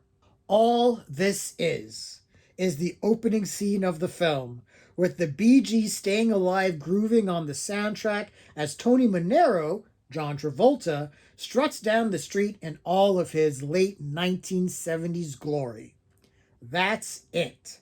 No scenes of Travolta actually dancing, no other scenes from the film. The trailer just ends on a still that is literally from the movie poster, which is iconic in its own right. Can a trailer like this bring in the masses? Saturday Night Fever grossed a massive $237 million worldwide, became a pop culture phenomenon, popularized disco, got Travolta an Academy Award nomination for Best Actor, and made him an A-list star. The soundtrack for Saturday Night Fever is also one of the highest selling albums of all times. Sometimes simple, if done right, is all a trailer needs. Where do you go when the record is over? John Travolta, Saturday Night Fever.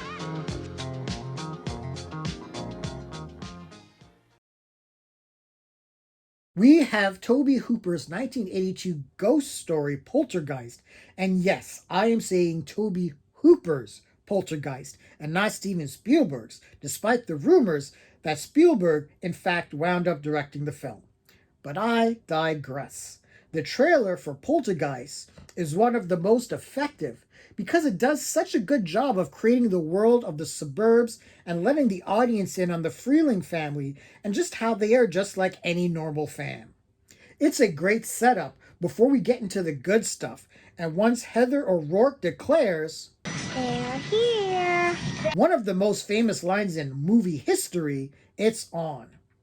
This trailer is creepy and intense, and what's fantastic about this trailer as well is we never see any of the ghosts that haunt the Freelings. Everything is left to the imagination. Poltergeist was a monster hit, bringing over $78 million at the box office, was one of the 10 highest grossing movies of 1982, and Poltergeist was viewed by critics and audiences then and is considered by the same today as a staple of the horror genre. Poltergeist. It knows what scares you.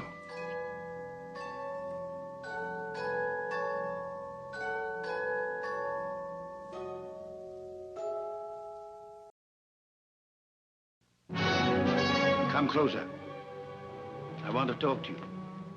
I'm going to tell you an astounding story. The story of the Maltese Falcon. What a haunting way to open your trailer, but it is fitting, as number 73 is the promotional film trailer for The Maltese Falcon from 1941. And this trailer is pure boss. The trailer starts off with Sidney Greenstreet, who plays Casper Gutman, one of the villains plotting to get their hands on the elusive Maltese Falcon, as he begins a narration to the audience, letting them know that anyone who has crossed the Falcon has ended in murder. Then we get into the movie itself, and it's all Humphrey Bogart as the iconic private eye Sam Spade, and he is presented as a man's man. And this trailer is just everything cool one would remember about trailers from this time period. The sweeping score, the typography, and that cast. Mary Astor, Sidney Greenstreet, and the ever indelible Peter Lorre. This trailer just intensifies every moment and does a great job of selling that this will be an amazing adaptation of Dashiell Hammett's detective novel. This is The Maltese Falcon. If you are a movie nerd, you know this film. If you're alive in the civilized world, you most likely know Humphrey Bogart. This is one of the most important and influential films ever made. Everything from Chinatown to Blade Runner owes this movie a debt of gratitude.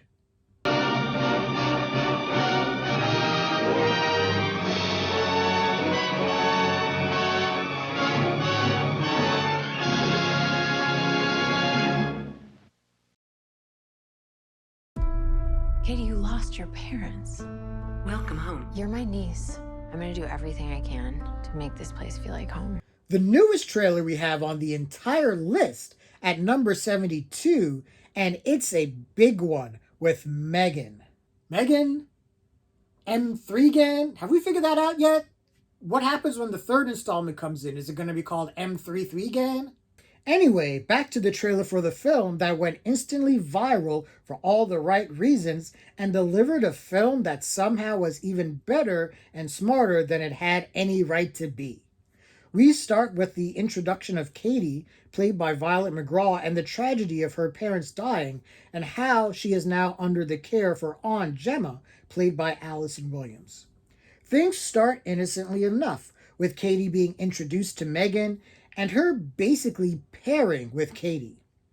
Then once Gemma orders Megan to turn herself off, things go bonkers. And when this trailer dropped, the world went cuckoo. We have seen killer dolls, like Chucky, before, but Megan is different. She is sentient AI that feels very real and very now, and she doesn't play around. And when she starts dancing, it is on and popping. The trailer for Megan has over 35 million views on YouTube and became an overnight sensation, making Megan a pop culture horror icon even before the movie was even released. And when it was, Megan's stature only rose because the movie itself is brilliant. Megan hauled in over 181 million worldwide, became lightning in a bottle, and its campy tone and self-awareness has made Megan an iconic horror movie in its own right, with an obvious sequel on its way.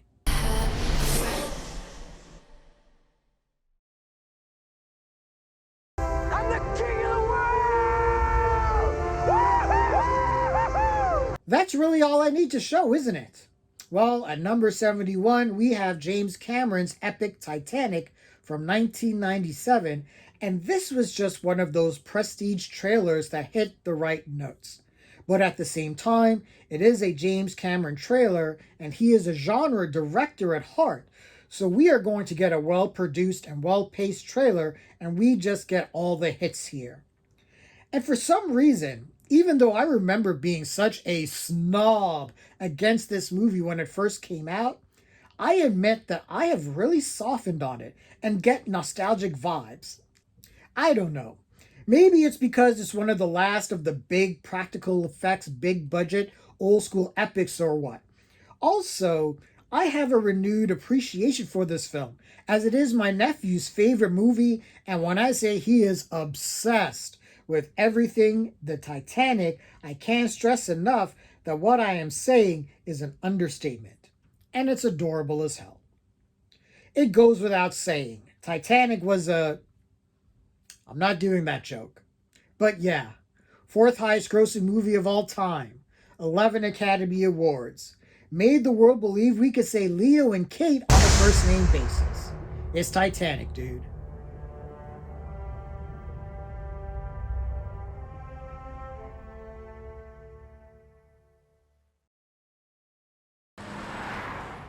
To take the dunk out of the bag. That's a classic right there. At number 70, we have the trailer for Jordan Peele's Us. 2 years before this film, Jordan Peele unleashed Get Out to the world, and it became an instant classic, putting Peele up there as one of the new It directors to watch. It was even more inspiring seeing his success as a person of color. After the monumental success of Get Out, the world eagerly anticipated what his next film would be. Well, we got a clue of that in his 2019 follow-up, Us, and what a gloriously creepy trailer it is, and one that started a trend of taking familiar pop hits and slowing them down and distorting them for maximum creepy effect. Creep on in, on in, on in.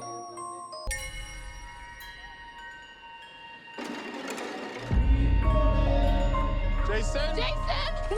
The trailer starts off innocently enough with the Wilson family getting down to the loonies I Got 5 on it. Then it slows down to a menacing pace, and we are introduced to the clear and present danger. Are these clones? Are they doubles? What the hell is going on? What this trailer did was do its job proper in getting audiences interested to see the movie. Us was a critical and commercial success, grossing $256 million worldwide against a budget of $20 million, and received praise for Peele's screenplay and direction and Lupita Nyong'o's performance. I have friends that still debate over this movie.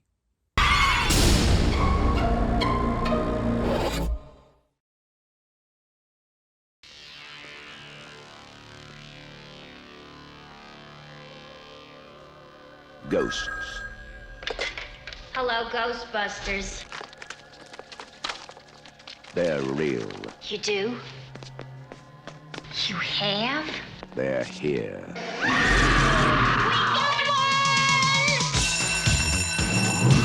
Talk about a trailer that gives you everything you need to make sure your ass is in the theater. At 69, we have Ghostbusters from 1984. And somehow I feel this film being placed at this particular number is going to get some giggles, and I swear that was not my intent. But we're here, so let's go. The trailer for Ghostbusters is a blast, and everything in this trailer is instantly recognizable iconography. The Ghostbusters logo, the Ecto-1, the suits, the proton packs, and of course, Ray Parker Jr.'s unforgettable theme song that gels everything together. The trailer gives us some of the hits: the hotel scene, the scene in the mayor's office. Real wrath of God type stuff. Fire and brimstone coming down from the sky. Human sacrifice, dogs and cats living together, mass hysteria. Poor Rick Moranis being ignored by restaurant snobs, and the start of the climactic battle between the Ghostbusters and Zool, even though we never get a hint of the demonic entity here. Ghostbusters was the first comedy to employ expensive special effects, and because of the high price tag of the budget, Columbia Pictures did not have much faith in the movie's profitability. Well, the studio execs all ate their words while becoming somehow richer. Ain't that a bitch? Because Ghostbusters became an instant global cultural phenomenon, opening to widespread critical acclaim, praising all performances, specifically that of Bill Murray's, and the film grossed almost $300 million at the box office, launching a billion-dollar franchise complete with sequels, remakes, cartoons, toys, video games, comics, and theme park attractions. This entertaining trailer was ground zero for all of it. We came, we saw, we kicked it. Never rat on your friends, and always keep your mouth shut. As far back as I can remember, I always wanted to be a gangster. We have something truly memorable up next. At number 68, we have the teaser trailer for Martin Scorsese's incomparable Goodfellas from 1990. And in a very short period of time, we have promotional material that is able to sell its tagline of 30 years in the Mafia very effectively. The film focuses on the life of Henry Hill, Ray Liotta, and his lifestyle in the mob, and of course, because it's Scorsese, it looks awesome, has a great soundtrack, and Liotta's narration from the film is a pitch-perfect way to sell the movie to audiences. And with a cast that included Robert De Niro, Joe Pesci, Lorraine Bracco, and Paul Sorvino, it was expected for this film to be great. But the world really was not prepared for exactly how amazing Goodfellas would be. Goodfellas grossed nearly double its budget, was nominated for a slew of Oscars, with Joe Pesci winning Best Supporting Actor, and Goodfellas is widely regarded as not only one of the greatest gangster films, but just one of the greatest movies ever made, period. This trailer brought the intrigue and promised prestige, and that's exactly what we got. Pure class.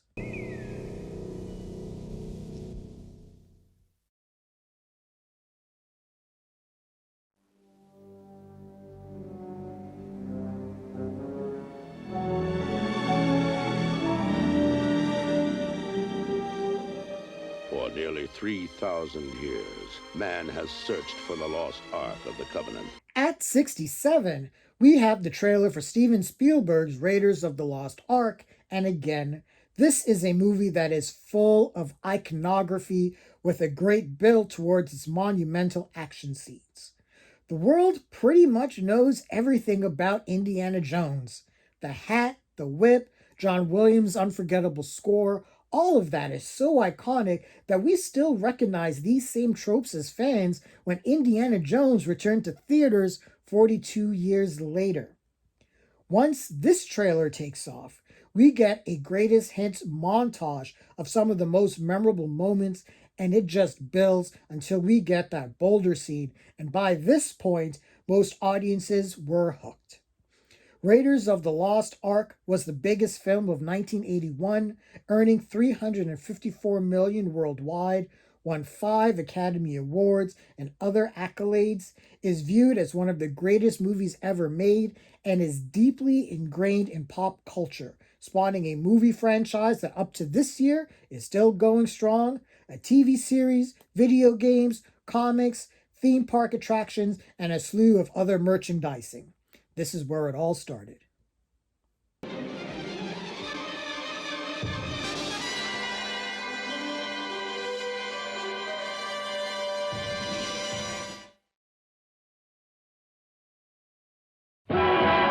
Stop!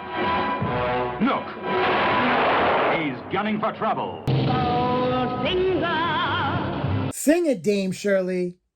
At number 66, we have Goldfinger. And look, there are over 20 Bond films, but for a lot of the planet, Sean Connery is the quintessential James Bond, and this trailer just gets into why, and really everything about the James Bond mythos is here. The dry wit, Shocking. the burliness, the awesome villain that is Auric Goldfinger, the hype as fuck theme song, the chase scenes, the greatest Bond girl ever. Who are you? My name is Pussy Galore. You must be dreaming. And we are also treated to one of the most quotable movie moments in history. Do you expect me to talk? No, Mr. Bond, I expect you to die. Ending with the James Bond theme we all know, the trailer for Goldfinger promises Bond is back in action and is ready to kick some ass. Goldfinger was the first blockbuster for the James Bond franchise, the first Bond film to win an Oscar, grossed over $120 million worldwide, and opened the door for a franchise whose reach is so widespread it tangibly can't be measured. James Bond is just a part of our culture, and this trailer for Goldfinger effectively sold the audience on this well-crafted spy masterpiece. Insert generic shaken, not stirred pun here.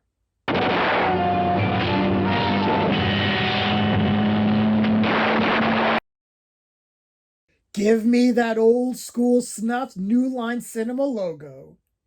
At 65, we have one of my personal all-time favorite movies, period.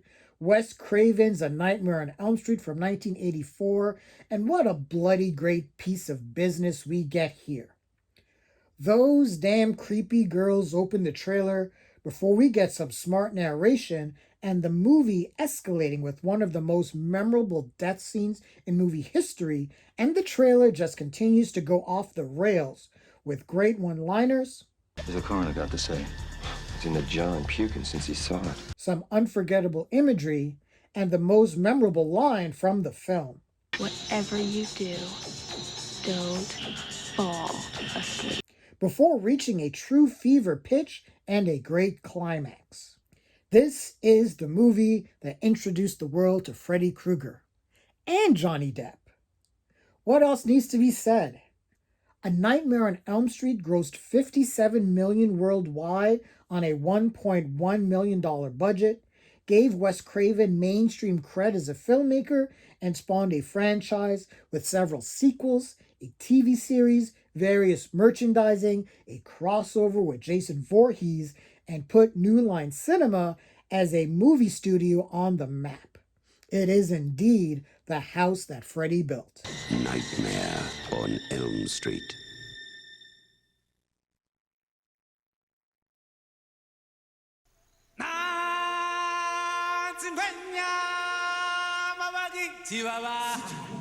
With those opening Zulu vocals from Lebo M, we arrive to number 64, and it's the teaser for Disney's The Lion King from 1994. And what a ballsy trailer this is when you think of it. All it is the opening scene of the film, complete to the tune of Elton John's Circle of Life, powerfully sung by Carmen Twill. When this trailer was released, we were treated to some of the most dazzling animation ever conceived. This felt like we were in Africa. These animals, even though they still had some anamorphic qualities, still reacted like real animals, and the details of the backgrounds and the different species was just breathtaking. But it is still just the opening scene from the movie. We aren't given story beats, we aren't given a cast list, we get that final drum beat and The Lion King, summer 1994. That's it. And that's all that was needed, as The Lion King became a sensation, receiving critical acclaim for its music, story, themes, and animation, finishing its theatrical run as the highest grossing film of 1994 and remains the highest grossing traditionally animated film of all time, as well as the best-selling film on home video, having sold over 55 million copies worldwide. This is big time stuff here.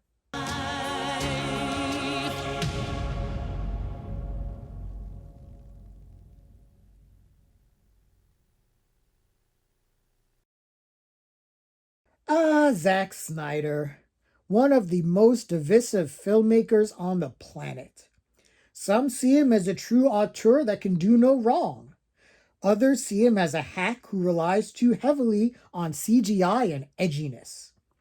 I think Snyder's legacy is actually somewhere in the middle. He has a brilliant eye, definitely has a unique voice, but can sometimes go a bit overblown.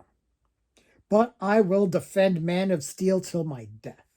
But we aren't talking about Man of Steel. Instead, we are talking about the superhero property that most likely got Zack Snyder the gig for the creative head of the DCU, 2009's Watchmen. And this is a trailer that is just a feast for the eyes and ears. For anyone who indulged in the infamous graphic novel and saw these images probably jumped out of their skin. Expertly edited and paced to the Smashing Pumpkins, the beginning is the end is the beginning, we get a plethora of moments that I am sure those in the past, like Terry Gilliam from Monty Python, who was once attached to the project, would have believed were unfilmable. But Snyder pulled off what was seen as the impossible, and the trailer for Watchmen is just a cool as hell music video advertising a movie. Watchmen, despite underperforming at the box office with a take of $185 million against a $130 million budget, it wound up becoming profitable through home video sales, and despite the film being divisive, as most Zack Snyder movies tend to be, it has amassed a major cult following, as Zack Snyder movies tend to be. But this trailer is cinematic art.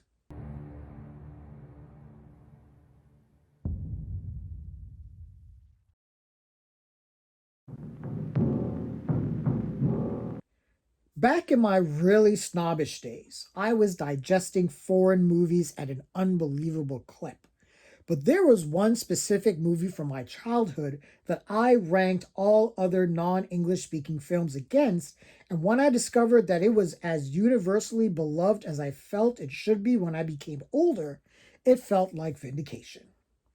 The film and trailer I am referring to is Akira Kurosawa's Seven Samurai from 1954.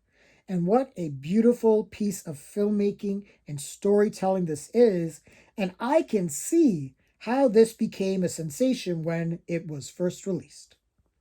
We get narration that there was a village, and 4 samurai were buried there, and we get a sense for the heroics of the men that protected this village from marauders.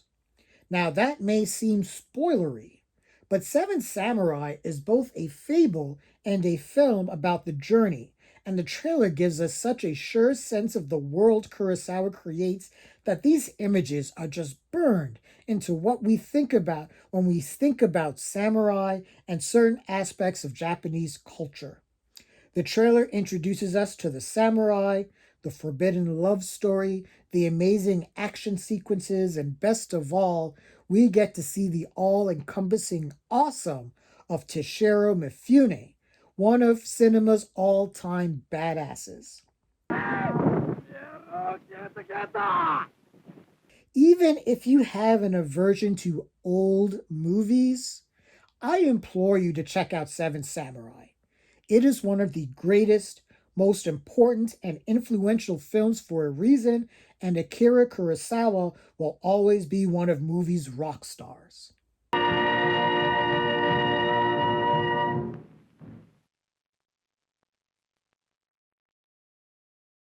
Sometimes parody doesn't work. Sometimes when media tries to take its inspiration from another property, it falls flat on its face. But then we get something like the trailer for Leatherface Texas Chainsaw Massacre 3, and you just go, no. Somehow, the people marketing this ingeniously figured out that a cross-section of horror fans are into D&D and probably into Arthurian legend, and also probably saw John Boorman's 1982 film Excalibur. So what do we get?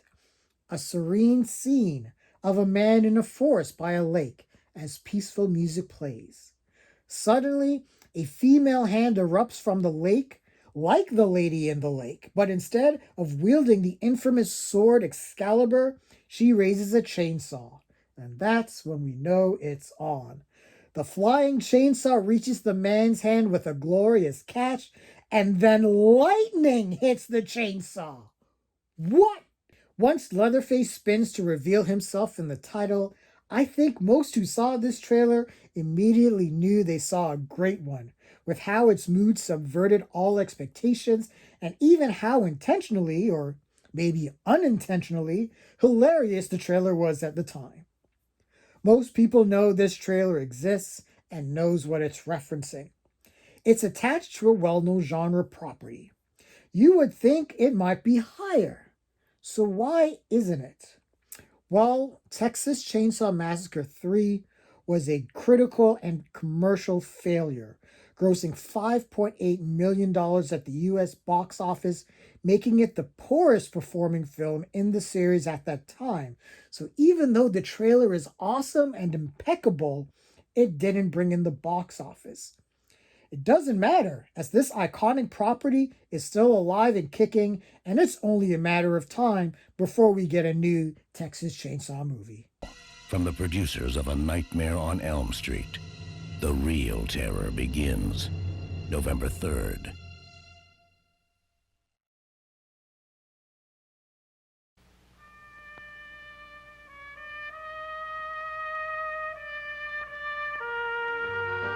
Starting the countdown at number 60. And I want to really stress this to show that I am trying my best to be as objective as possible for this list.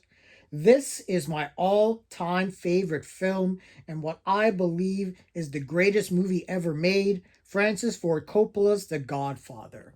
And before we get into this, yes, the joke and commentary the film Barbie made about The Godfather was mind-blowingly hilarious and stings at the same time. But back to the trailer itself. It is iconic first off for one reason: Nino Rota's masterpiece score that plays throughout the trailer. Now, the trailer itself, I admit, is extremely simple. It is just a series of still shots that are zoomed or panned, but it is so well cut together with Rota's score, we are able to easily piece together the basic story and events. I will also admit that the trailer itself is a little spoilery, and there are certain stills that, if this movie was made today, would have definitely been cut out of the trailer. But this is The Godfather. It is considered by many as the greatest film of all time, a multiple Oscar winner, a benchmark not just in cinema, But I remember a short-lived tradition we had during Thanksgiving where we would have The Godfather playing on television, and I know it wasn't just my family that did that. The Godfather has become ingrained in pop culture, and people just know of the film and story by osmosis by now. Nearly every scene in this film is iconic and has been studied and parodied and copied, and what more can I say? But there are trailers that are better, and I have to separate my heart from my head here.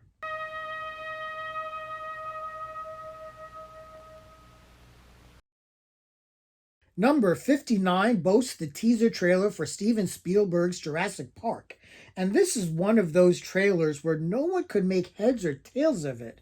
But man, is it memorable, intriguing, and promised something absolutely game-changing. We start in a mine where something is being excavated, and we follow this hunk of rock throughout the mine until it is sanded down, and that score just builds and builds. We are then directed to a microscope and a narration that introduces us to that damn mosquito that started all of this, and finally we are hit with that logo and a T-Rex roaring. This trailer got people talking, and this was Spielberg at the height of his powers as Jurassic Park and Schindler's List were released in the same year. Jurassic Park was a T-Rex sized hit. It grossed over $914 million worldwide, becoming the highest grossing film of all time before Titanic was released. Was praised for its monumental special effects, sound design, John Williams' score, and Spielberg's direction. Jurassic Park was a turning point in movies, with its use of CGI opening the door to a whole new wave of filmmaking and modern CGI effects. It also launched a massive franchise with merchandising and theme park attractions, just to name some of its pop culture reach. A lady. She broke her neck. Oh my god, but you can see her? Yes. Where is she? Standing next to my window. There is a definitive divide in the history of movies. There was movies before M. Night Shyamalan's 1999 opus The Sixth Sense, and the direction of movies afterwards. And this amazing trailer, here at number 58, started it all. Simply starting at a traffic jam, we hear the innocent conversation between Cole, Haley Joel Osment, and his mother Lynn, Toni Collette, as Cole describes the horrific death of someone involved in the accident up ahead. But the moment Cole says that person is beside him, starts off a truly creepy trailer that gives us everything we need to know about this story. Cole begins meeting with a child psychiatrist played by Bruce Willis as they try to work through Cole's secret. I see dead people. One of the most quotable movie lines of all time, and the trailer gets pulled down its own nightmare fuel until we reach a fever pitch, and man, does this trailer do such a good job of hiding its ultimate twist, and this is part of the legacy of The Sixth Sense. Its mind-bending twist ending that blew everyone away. The Sixth Sense was a massive commercial and critical hit, hauling in $672 million worldwide, was the second highest grossing film of 1999, established Shyamalan as an A-list filmmaker, was praised for all performances, and is still viewed as one of the preeminent horror films of all time. Please make them leave. I'm working on it.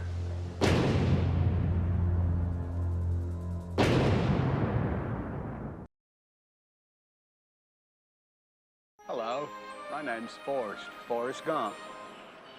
Would you like a chocolate? Was there a bigger actor in the world than Tom Hanks between 1993 and 1994? He had just won his first Oscar for Philadelphia, and here, with the number 57 entry, Hanks anchors the trailer for Forrest Gump from 1994.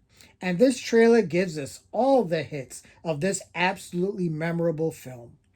Starting with Forrest's childhood, and the encouragement of his mother, played by Sally Field, we follow Forrest through his extraordinary life, first meeting Jenny in school, Forrest's running abilities, and then we get hit with one of the most memorable and game-changing moments in movie special effects.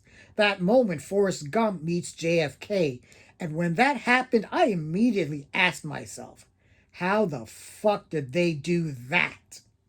This trailer is just sweet, in all of the right places, and Tom Hanks as the disabled but still fully capable Forrest Gump knocks it out of the park.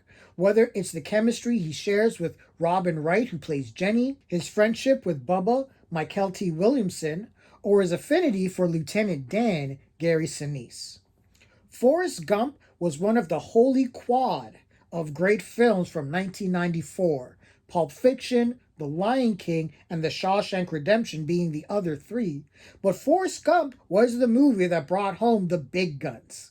It was the second highest grossing movie of 1994 behind The Lion King, won 6 Academy Awards, including Best Picture, Best Director for Robert Zemeckis, Hanks winning his second straight Oscar for Best Actor, and its soundtrack sold over 12 million copies.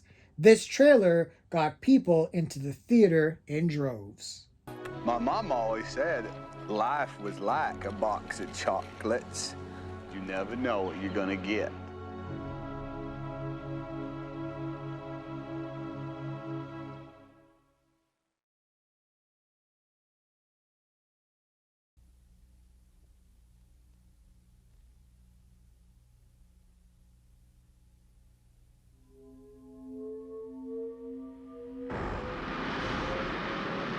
At number 56, we have the trailer for one of the most influential movies of all time, Ridley Scott's Blade Runner from 1982. And let's get the elephant out of the room now. And this will apply to another movie on this block as well, funnily enough, released the same weekend of this masterpiece. This movie was polarizing when released and was a box office disappointment. But the trailer, it's very high on this list anyway. Did I mention it's now considered one of the greatest movies of all time?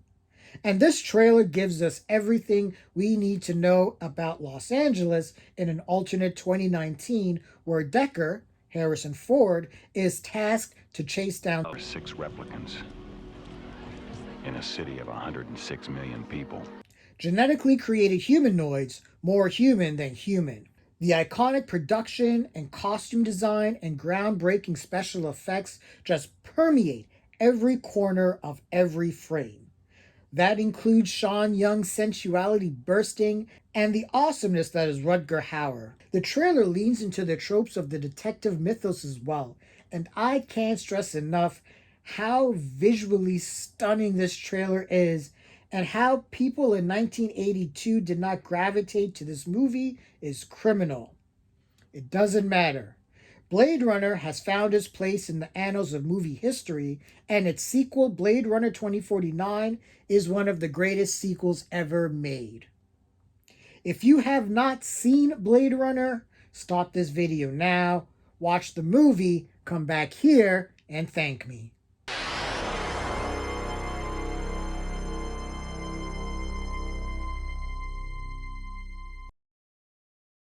Miramax Films is proud to present one of the most celebrated motion pictures of the year.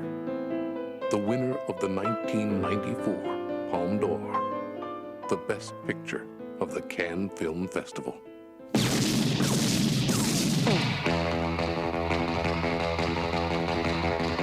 Come on, let's get in character. Talk about a trailer that sells a movie.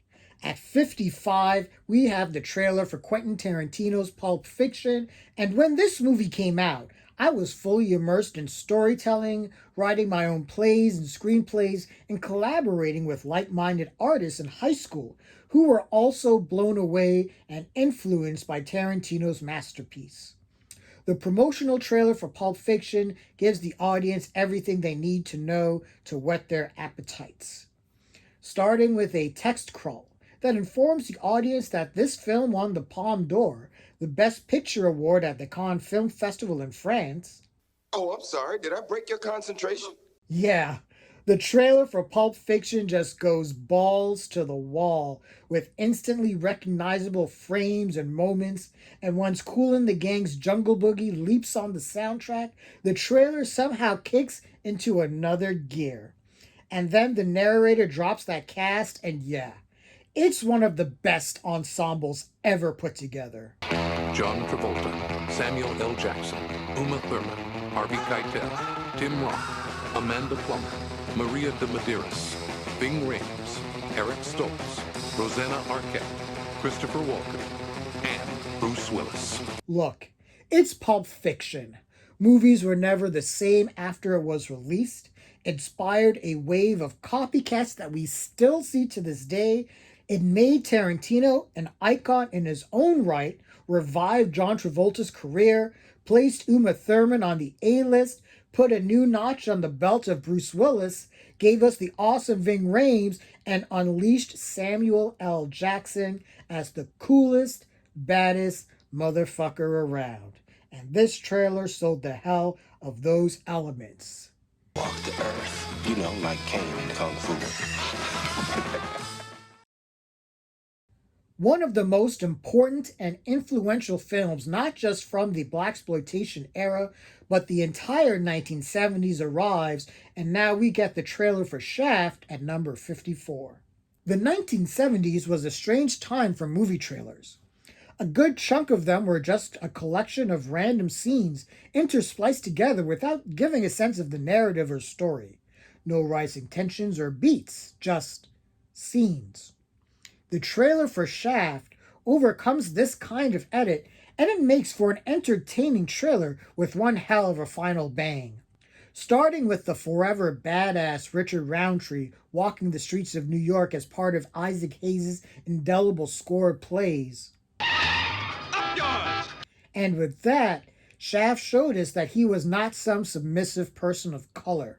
We find out that Shaft loves his woman, who is the only one who understands him, by the way, while poor Bumpy has to wait for that man.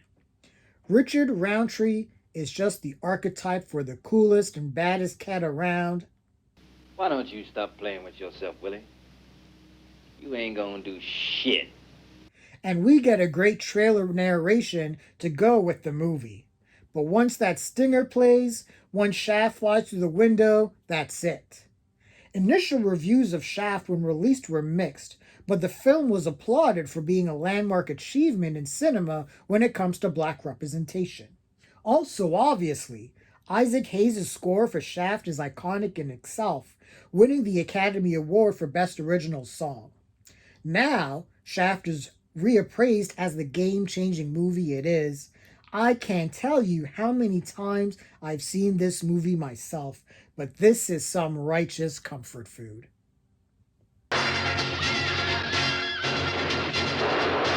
Shaft. Hotter than Bond, cooler than Bullet. Rated R. If you want to see Shaft, ask your mama.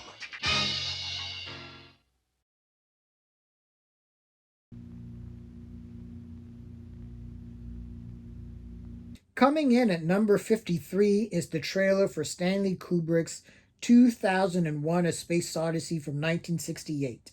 And I don't know if there is anything that hasn't been said about this movie or about the trailer itself that hasn't already been said. 2001 is one of the greatest films of all time, and the trailer certainly seems to point in that direction. As Also Spake Zarathustra rises on the soundtrack, we are given glimpses of Kubrick's filmmaking eye and compositions, and I think this needs to be stressed. By the time 2001 was released, Stanley Kubrick was basically a god among men. Think of him as that generation's Christopher Nolan, the thinking man's filmmaker. So the trailer for 2001 is vague in terms of plot, but between the awe-inspiring space imagery that still holds up, down to that fated trip into Jupiter and beyond, the trailer for 2001 promises a visual experience never seen before on the big screen. So here's what's crazy. When 2001: A Space Odyssey was first released, its critical reception was mixed. Everyone praised the special effects, but some derided the story, with even a famous anecdote of Hollywood superstar Rock Hudson during a screening uttering, "What is this bullshit?" But soon it became one of the defining films of the counterculture movement as audiences got themselves high to see it, with MGM ingeniously remarketing the film as the ultimate trip. Of course, time has since reevaluated the film and it has been regarded as the immortal classic that it is.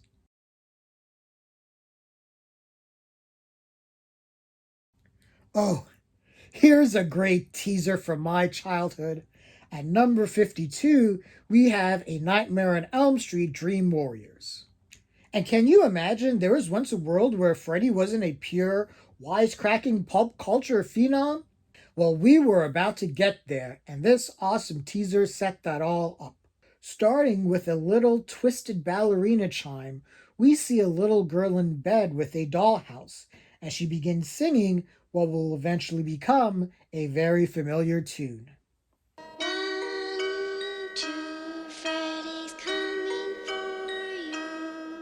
And this trailer just drips with mood, and it escalates to one of the all-time great stingers. Dream Warriors, theatrically released in 1987, grossed $44.8 million domestically on a budget of $4 million, receiving mostly positive reviews and is considered by many to be one of the absolute best films in the Elm Street series. And this is how you do it. A Nightmare on Elm Street Part 3.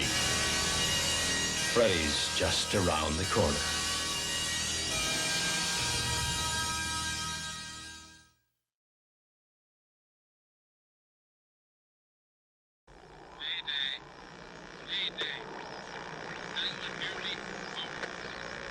This is U.S. Station 31. You read me? Found something in the ice. We need some help down here. Can anybody hear me? We found something. We found something. We found something.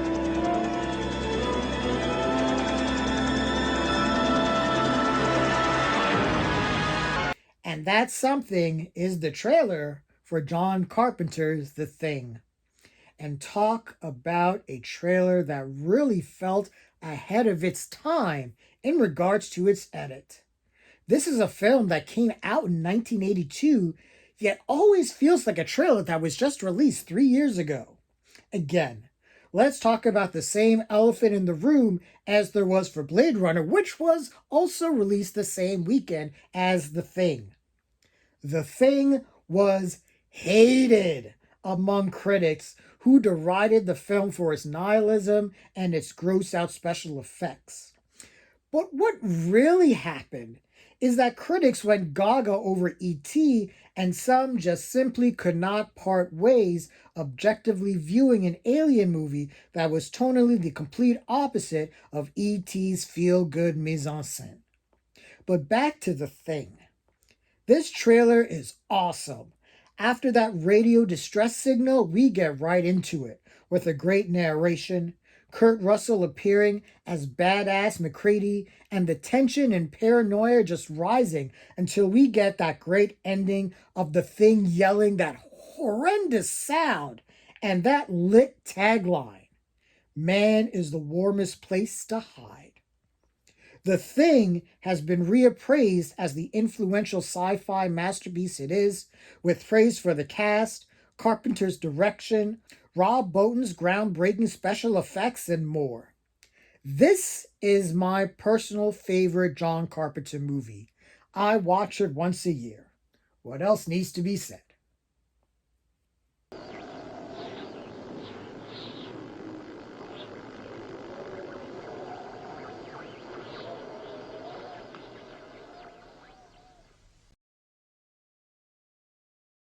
I'd like to close with the original trailer New Line Cinema used to sell Pink Flamingos. Notice, no footage from the actual movie is ever shown. Kicking off the list at number 50 is the trailer for John Waters' Pink Flamingos from 1972, and we are really getting into trailers that aren't just wholly iconic, but influential in their own right. One of the trailer tropes we have seen are those that promote its film by showing the audience reaction or giving their immediate thoughts right after the film. This was something we saw a lot of from the 1970s into the 1990s. First time I've been to it. It's an incredible head scene for people. Oh, it's marvelous. Absolutely. Most disgusting thing I've ever seen in my whole life. Not to be believed. Absolutely outrageous. It was divine. Fabulous. The trailer they most likely got inspiration from is this piece of business of moviegoers, basically detailing their experience watching John Waters' ultimate gross-out masterpiece. And cries and whispers. I think it's the future of city living. Fantastic. It was really fun. Excellent. Yes. What makes this trailer great are the personalities themselves giving their opinions. We see such an eclectic mishmash of people providing commentary of the film that is snarky, ironic, gleefully pretentious, anti-establishment, melodramatic, and hilarious. Everything that tracks with John Waters. Observing the various ranged reactions of these moviegoers does a bang-up job of building intrigue for the film, and it does so without showing one frame of the actual movie. Pink Flamingos became an instant cult classic, duh, if you couldn't tell by the trailer, established John Waters as a maverick filmmaking voice to be reckoned with, and made Drag Queen Divine a pop culture LGBTQ plus icon. This trailer also kicked off a flurry of copycat trailers for B-movie and horror movie double features. At 49, we have George Romero's Dawn of the Dead from 1978. Now, 10 years earlier, Romero released the game-changing Night of the Living Dead, so by the time the Dawn trailer was released, the reputation for its predecessor had grown exponentially and was already considered one of the defining and scariest films of the genre. Forget the 1978 makeup job of the zombies. This trailer was all about building the tension and dread and hopelessness of this classic film, and it does a fantastic job. We start with a narration boasting of Night of the Living Dead's influence as we get right down to action with SWAT teams and apartment buildings as chaos between zombies and humans break out. The brilliant Goblin score pulsates as we are treated to some of the most iconic scenes of the movie. It gets up and kills. The people it kills get up and kill. What are they doing? Why do they come here? Some kind of instinct, memory, what they used to do. This was an important place in their lives. And this trailer just does a fantastic job of expanding Romero's zombieverse, but also raising the stakes as we realize the zombie horde is really starting to take over. Dawn of the Dead was a massive success, hauling in $66 million of a budget just shy of $650,000, and is hailed as just not one of the defining zombie films or horror films, but it is regarded as just one of the greatest films of all time, period, full stop. Dawn of the Dead.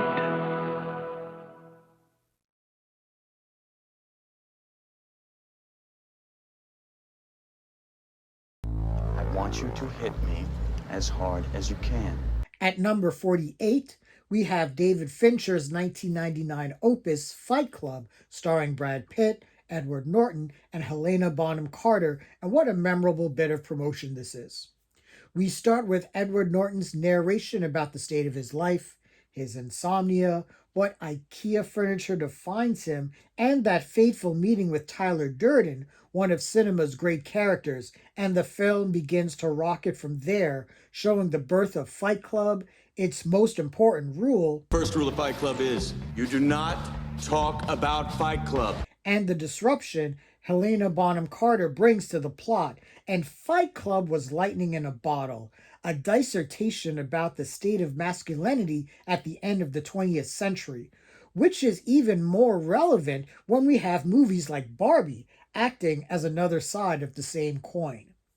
This trailer is philosophical, weird, and provocative, and once the Pixies' Where Is My Mind kicks in, we are treated to a great montage of events that also effectively conceals the movie's greatest secret, which I will not reveal for those who haven't seen the film. Studio executives did not warm up to the film, and Fight Club did not meet expectations at the box office, but its controversy and word of mouth made the film a massive success on home video, and reappraisals of the movie now consider Fight Club as one of the many absolute game-changing movies to be released in 1999, solidifying David Fincher as a major force in filmmaking, rose the stock of all major names in front of the camera, with even the New York Times dubbing Fight Club as the defining cult movie of our time. This is an iconic trailer that brought all the goods.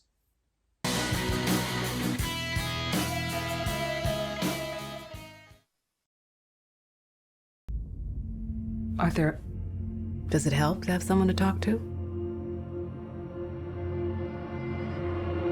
We have a big one here at 47, and it is the trailer for Todd Phillips' Joker, released in 2019. And this is just a boss piece of promotion that blatantly manipulates the audience's emotions to identify and sympathize with Arthur Fleck, played impeccably by Joaquin Phoenix as his life spirals, leading to him becoming the clown prince of crime. We get a great sense of the 1970s New York aesthetic that served as the foundation for this grounded Gotham City, with its grimy streets and super rude people. Once Arthur makes the correct assumption that, or is it getting crazier out there? Jimmy Durant's smile caresses the soundtrack, and Joker becomes this montage of striking, iconic images and moments that builds, and it becomes clear that Todd Phillips is presenting something new and mature to the big screen that will change how the world will look at Batman's arch nemesis. This is just a class edit. Images and sounds perfectly balanced to tell a story and sell tickets. Joker made a little bit of money at the box office. Despite some fears of incel violence that may be inspired by the movie, it still brought in over $1 billion, the first R-rated film to do so, and despite polarizing reviews from critics for its depiction of violence and mental illness, the film has gained near unanimous praise for Phoenix's performance, which won him the Oscar for Best Actor, along with Phillips's direction, cinematography, editing, set pieces, and score. No matter how one feels about Joker, it has left a lasting impact on the movies, and I believe that this film's legend is only going to grow. A sequel with Lady Gaga joining Phoenix as Harley Quinn is slated to be released in 2024. You just smile.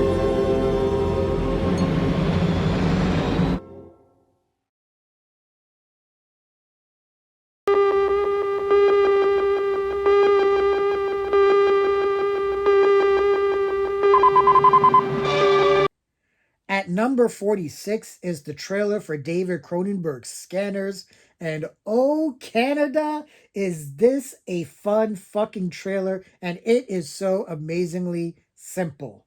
It is one scene. Just one scene of the movie, but it is the most recognizable one. A scanner hosts a lecture where he plans to demonstrate his abilities and asks for a volunteer for him to use his powers on. Michael Ironside volunteers, and right then we should have known better that this was not going to end well. And once Ironside closes his eyes and we get the slow reveal that, wait, he's a scanner himself, it's too late. And should I make a joke about losing our heads? Should I say Scanners was mind-blowing upon its release? Which, even despite giving away its most iconic scene away in the trailer, it was. Working on a budget of $4.1 million and bringing in over $14 million at the box office, and was Cronenberg's first film to open at number 1 at that box office. Scanner's success launched a franchise that has a cult following all of its own and created one of the all-time memes and gifs in the internet rabbit hole. Super, super memorable trailer here. The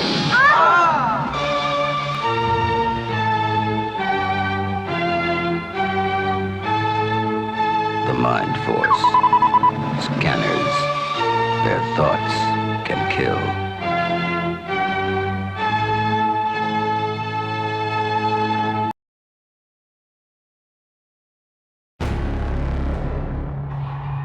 When the trailer for 2012's The Avengers, the number 45 entry, dropped, most of the civilized world went on pause.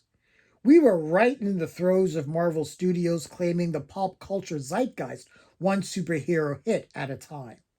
The Avengers felt like a reward to fans for sticking around this long, and at the same time, from the release of Iron Man 4 years prior, this felt like an earned moment.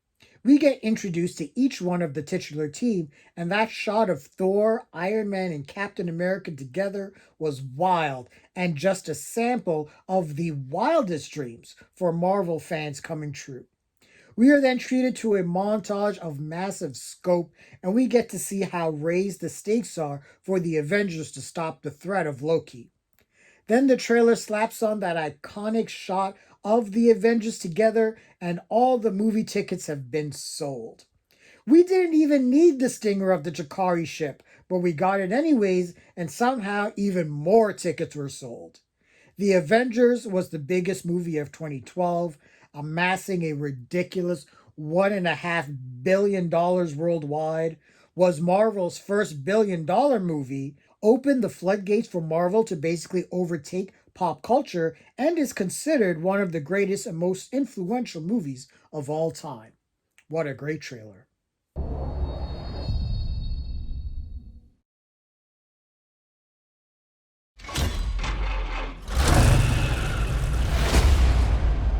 My world is fire and blood. At 44 is the trailer for George Miller's Mad Max Fury Road from 2015. And let me just say, if I was being more subjective and going by my favorite trailers, this would be way up there. Here they come again. I saw this trailer in IMAX, and let me tell you, god damn, this was glorious. The trailer was almost a religious experience in itself, as we are assaulted from all sides by George Miller's world and Mad Max's mental state, amazingly portrayed by Tom Hardy.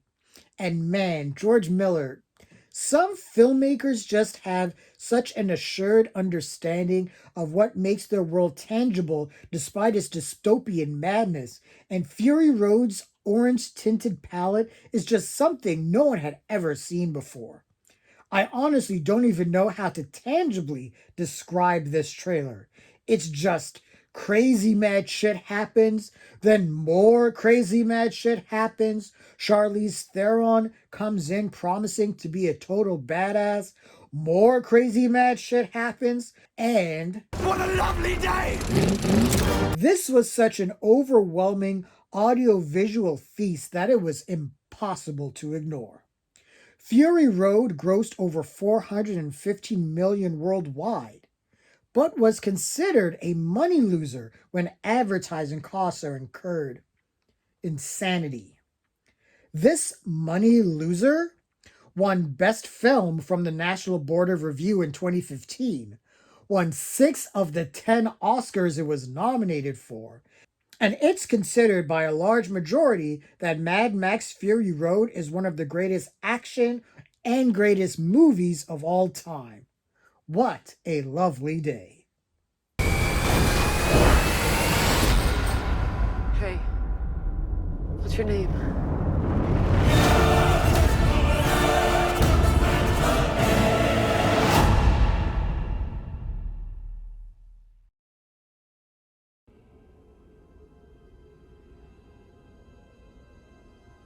There has been an awakening. Have you felt it? We stay in the year 2015 and go from one futuristic sand dune to another futuristic sand dune. with Star Wars Episode 7 The Force Awakens at 43. And no matter how you feel about this movie or the Star Wars sequel trilogy itself, when this trailer dropped, the world went on pause for 1 minute and 38 seconds. And this trailer promised so much. So much. We get the intrigue of John Boyega as Finn, a stormtrooper who broke good, BB-8, X-Wings flying over the water, that wicked lightsaber belonging to Kylo Ren, and then we get those familiar notes from John Williams. And anyone who says they didn't get chills seeing the Millennium Falcon return is a liar. A dirty, dirty liar. This is the very definition of a teaser. We are just given sights and sounds that are both new and familiar to rake the audience in. And rake them in it did. The Force Awakens was an event. The first new Star Wars movie in 12 years. It stands currently as the 5th highest grossing film of all time in the rare $2 billion club, and open to mostly positive reviews, even if some of the plot was derivative of A New Hope. This kicked off the sequel trilogy in a big way, and no matter how one may feel about the sequel trilogy itself, it is undeniable the teaser for The Force Awakens got people ridiculously excited for Star Wars.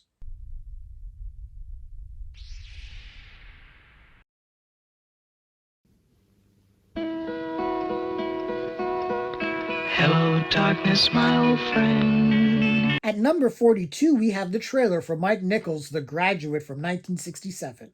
And when I talk about a trailer that plays the hits, literally and figuratively, this is a trailer that takes advantage of everything that makes this movie great. We have Simon and Garfunkel's The Sounds of Silence starting out, Dustin Hoffman's head floating in an aquarium. Mrs. Robinson, you're trying to seduce me. One of the most memorable movie lines of all time, and the consequences of the infamous affair. Now, I will admit, the trailer is indeed a little spoilery, which is why it isn't higher on the list. But everything that makes The Graduate the runaway hit it is here. The Graduate was a cultural phenomenon, speaking to the disillusioned youth of the 1960s, was the highest grossing movie of 1967, shot Dustin Hoffman and Catherine Ross to superstardom, received 7 Oscar noms, and won for Mike Nichols' direction, with Simon and Garfunkel's pop hits acting as one of the seminal film soundtracks of all time, and The Graduate is consistently viewed as one of the most influential movies of all time.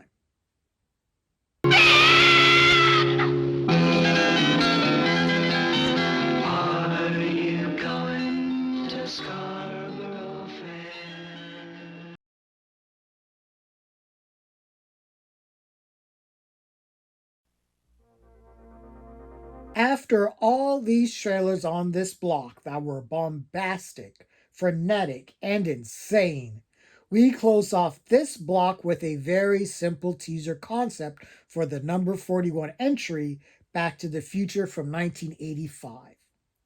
And this is one of the first trailers from my childhood that I remember vividly.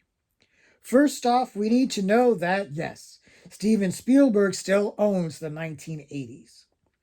After following a pair of Nikes, we see the door for a car open up. And already I was envisioning as a child that this was a sci-fi movie, because what kind of future has cars that opens upwards? I was a dumb kid and didn't know much about DeLoreans. But we see buttons and wires, the flux capacitor itself, and a machine that seems to have as complex takeoff instructions as an airplane. We then finally see good old Canadian countryman Michael J. Fox with his stylish shades as he is asked a question.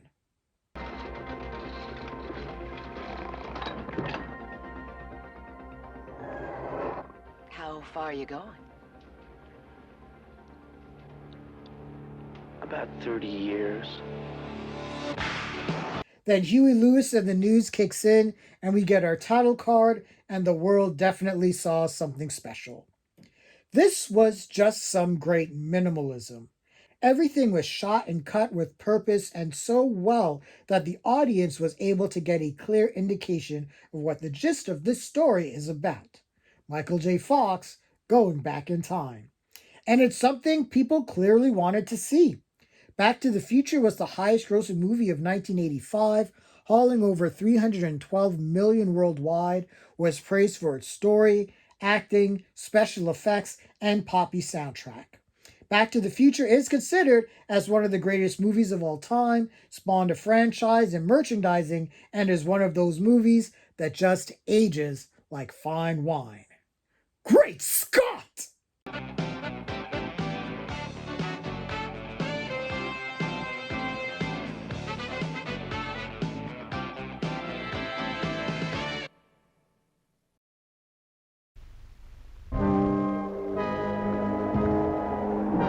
Want to see a trailer with all the good bits without somehow not showing all the good bits? Let's talk about the trailer for Sam Raimi's Evil Dead at number 40. And if you know anything about the Evil Dead mythos, it's all here. The great synth score, warnings of tree rape, demons, dismemberment, and poor Bruce Campbell suffering for all of our sins in a remote cabin in Morristown, Tennessee. What is insane about this trailer is just how much it packs in under 2 minutes, and it does a great job immediately letting the audience know that whatever malevolent force out there after these doomed kids is not playing around. We also get glimpses of the great effects from Tom Sullivan that are still awesomely weird and freaky to this day. This trailer packs a punch and gives us just enough to whet our bloody appetites. The Evil Dead had a very difficult and uncomfortable production, but still attracted the interest of producer Irvin Shapiro, who helped screen the film at the 1982 Cannes Film Festival. Stephen King gave a rave review of the film, at which time New Line Cinema acquired its distribution rights. Critical reception was universally positive, and in the years since its release, the film has developed a reputation as one of the most significant cult films of all time, cited among the greatest horror films of all time, and one of the most successful independent films. It launched the careers of Raimi and Campbell, who still continue to collaborate on several films. The Evil Dead spawned a whole media franchise, with sequels that are viewed as iconic in their own right, depending on who you talk to, a reboot, television show, video games, and comics. Ash Williams, played by Bruce Campbell, is considered a pop culture icon all of his own, and Evil Dead Rise, just released this year, was a riot. This trailer started it all.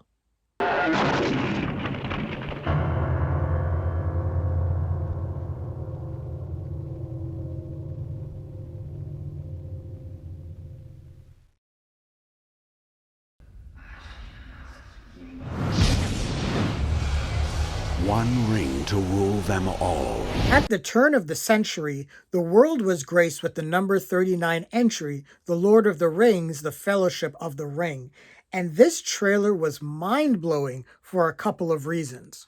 One, the absolute scope of the film somehow seemed to match that of the imagination of millions who envisioned what a movie version of this would look like, and stinger! Here comes the whole damn trilogy. Peter Jackson and his filmmaking team, through image and sound, seemingly pulled off the impossible.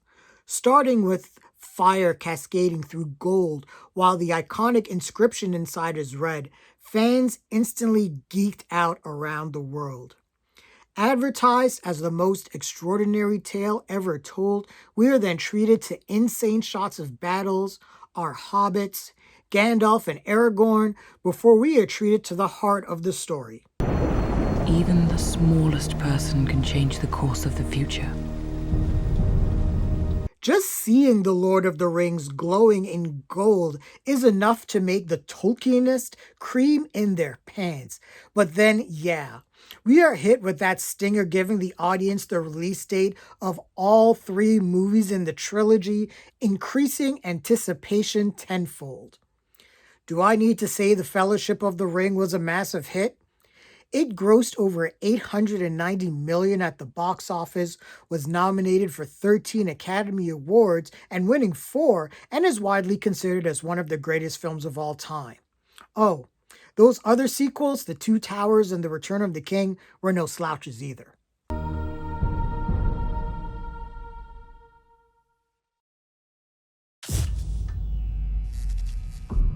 Tell me something. What do you know about Wakanda? At number 38, we have the teaser trailer for Ryan Coogler's Black Panther. When this dropped, the game changed. And I think that is still an understatement. As a person of color, there had never been a movie like Black Panther with its scope and focus on positive black images. The closest thing we had to a black superhero was Meteor Man and Denzel in The Equalizer. But this was Marvel Studios. This was Disney, giving a cast and crew of mostly people of color a ridiculous amount of money and creative freedom, and this trailer hailed the arrival of a brand new world cinematically and culturally.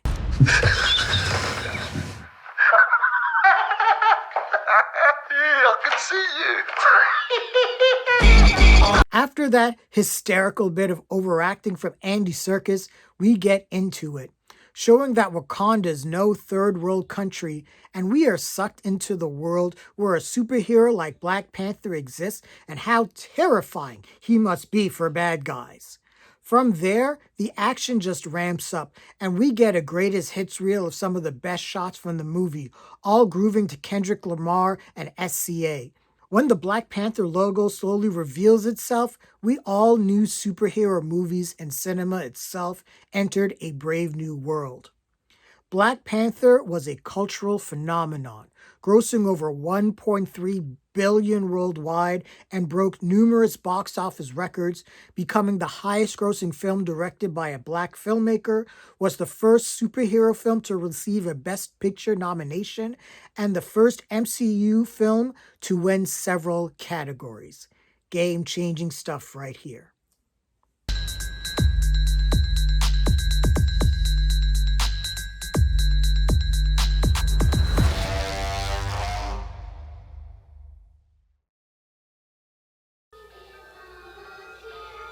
At number 37 is a pretty radical trailer by way of Halloween 3, Season of the Witch. And there are 2 specific trailers on this countdown that scared the absolute shit out of me when I was a kid. This is the first one. And it's pretty damn simple. Starting out with children singing a Halloween theme tune to the notes of London Bridge is Falling Down, we are given an abstract image that begins to pull into focus. The atmosphere is eerie, and I'll just admit I have a fear of creepy children. Damien, Children of the Cord, so those kids singing don't help. Then our image morphs into a witch's face, which we didn't realize at the time would be one of the infamous silver shamrock masks. And is that a spider crawling out of its mouth? Nope. Then the stinger. Nope. By the time the Halloween 3 logo appeared, I had already shit myself, and so did a lot of other people. Known as The Night No One Comes Home, the film was infamously roasted upon its release for not continuing the story of Michael Myers as the main slasher villain. John Carpenter and Deborah Hill, who gave us the original Halloween, wanted to create an anthology series. But after this failed at the box office, that idea was nixed, and we've been stuck with The Shape ever since. And we've seen how that's turned out. Trick or treat, motherfucker. Evil dies tonight. Tumultuous, round, melon breasts. Evil dies tonight! Evil dies tonight! Oh, God. Evil dies tonight!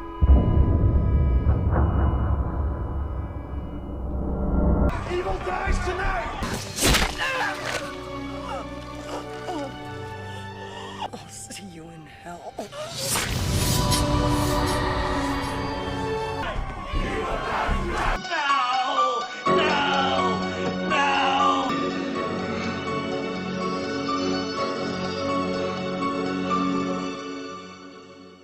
Since its release, Halloween 3 has been reappraised and has amassed a pretty significant cult following, which I am proudly part of. I love the hell out of this crazy movie. And this trailer was extremely innovative for the time period and is memorable as hell. Halloween 3, Season of the Witch, the night no one comes home.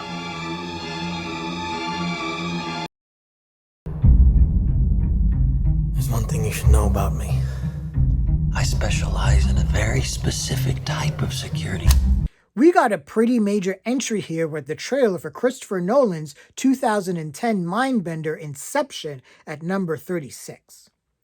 Christopher Nolan movies just have a flair for the dramatic, and Inception is no different.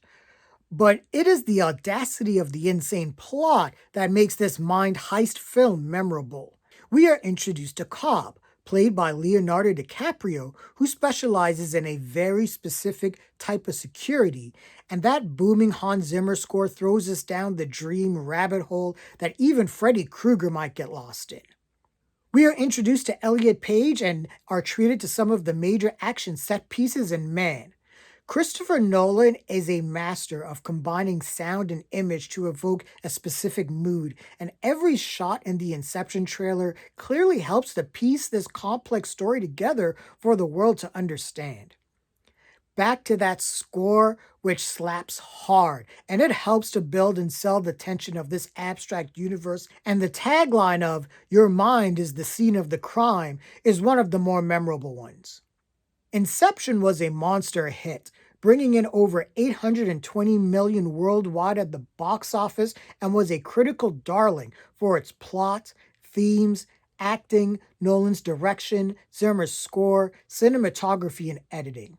Inception brought home 4 Oscars, and the film is still considered to be one of the quintessential mind-fuck movies of all time, and one of the best films of the 21st century. Inception's movie trailer is highly memorable, entertaining, and did its job to sell those tickets, especially in IMAX. Mustn't be afraid to dream a little bigger, darling.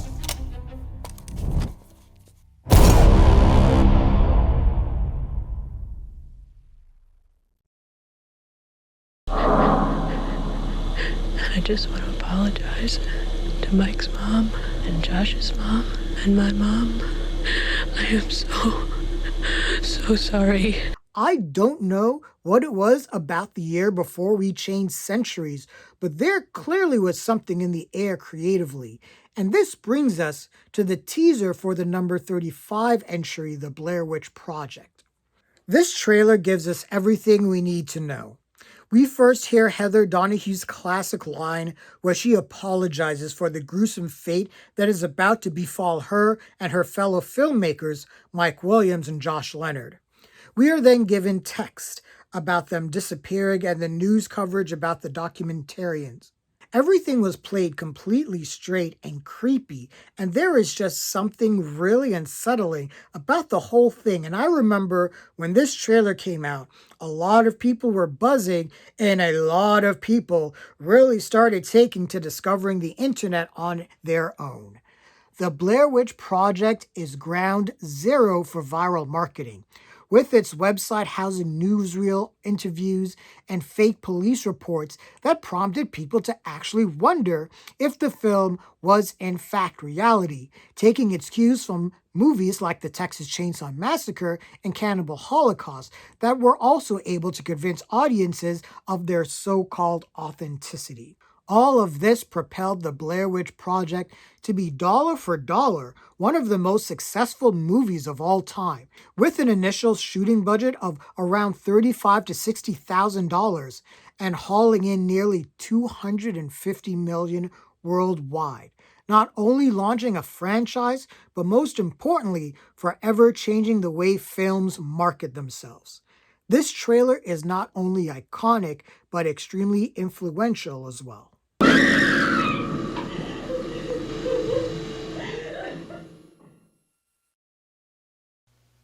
Torn from the fiery pages of the mightiest annals of the West comes the supreme saga in the great tradition of frontier drama.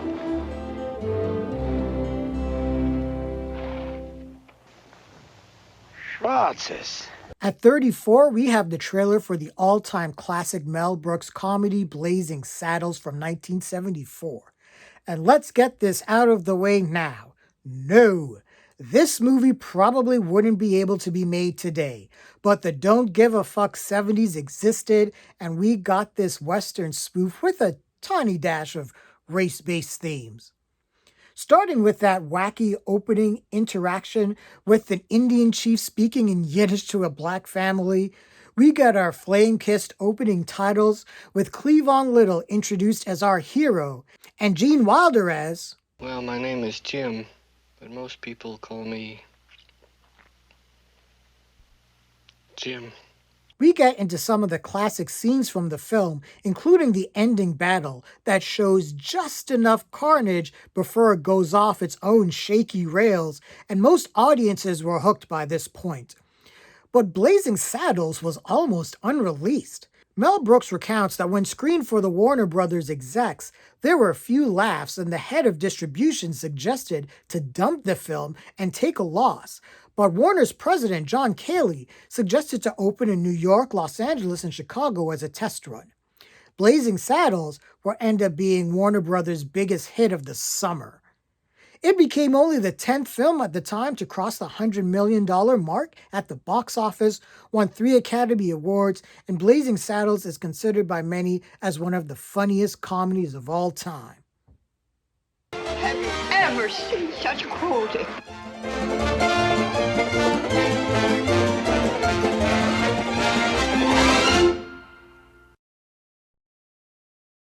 Okay, I've touched on it. There are some boss trailers out there that are attached to not so well received films out there. Texas Chainsaw Massacre 3, for example. Then there are amazing trailers attached to monumental failures, and Godzilla from 1998 may be the best example. Fresh off the success of Independence Day 1996, producer-writer Dean Devlin and writer-director Roland Emmerich teamed up once more to bring us Godzilla. And why am I sighing? This trailer, man! So we're inside a museum on a stormy day. I would think that school trip would have been canceled, but I digress. Where a very bored teacher/guide is giving everyone some education on the T-Rex. While this is going on, there is some very noticeable tremors, and honestly, this should have been our cue that the movie itself probably wouldn't have much logic to it. But at the time, this was just effective storytelling. Eventually, the T-Rex is dwarfed by Godzilla's foot stomping on it, and this was such an effective teaser to hammer home the scope of Godzilla and the promise of him roaming the streets of New York City. It got so many people talking about it, and it was from the same people who made Independence Day? Take my money! Then I wanted a refund. And so did a lot of moviegoers who were pissed that this was not Godzilla at all. Godzilla was met with massive, near-unanimous critical disappointment. Planned sequels were scrapped. We got a pretty decent animated series out of it, though. But this shows that even the most well-put-together trailers with the power of the Hollywood machine behind it does not necessarily equate success.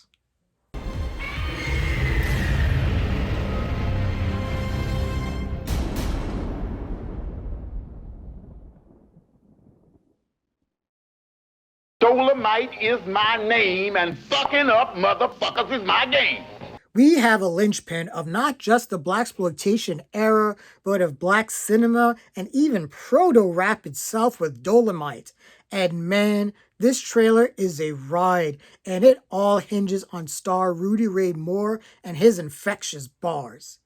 Yeah, so what? The movie itself isn't some technical marvel. It's entertaining as shit, and this trailer knows exactly what it is. Girl, this motherfucker's got rhythm, haven't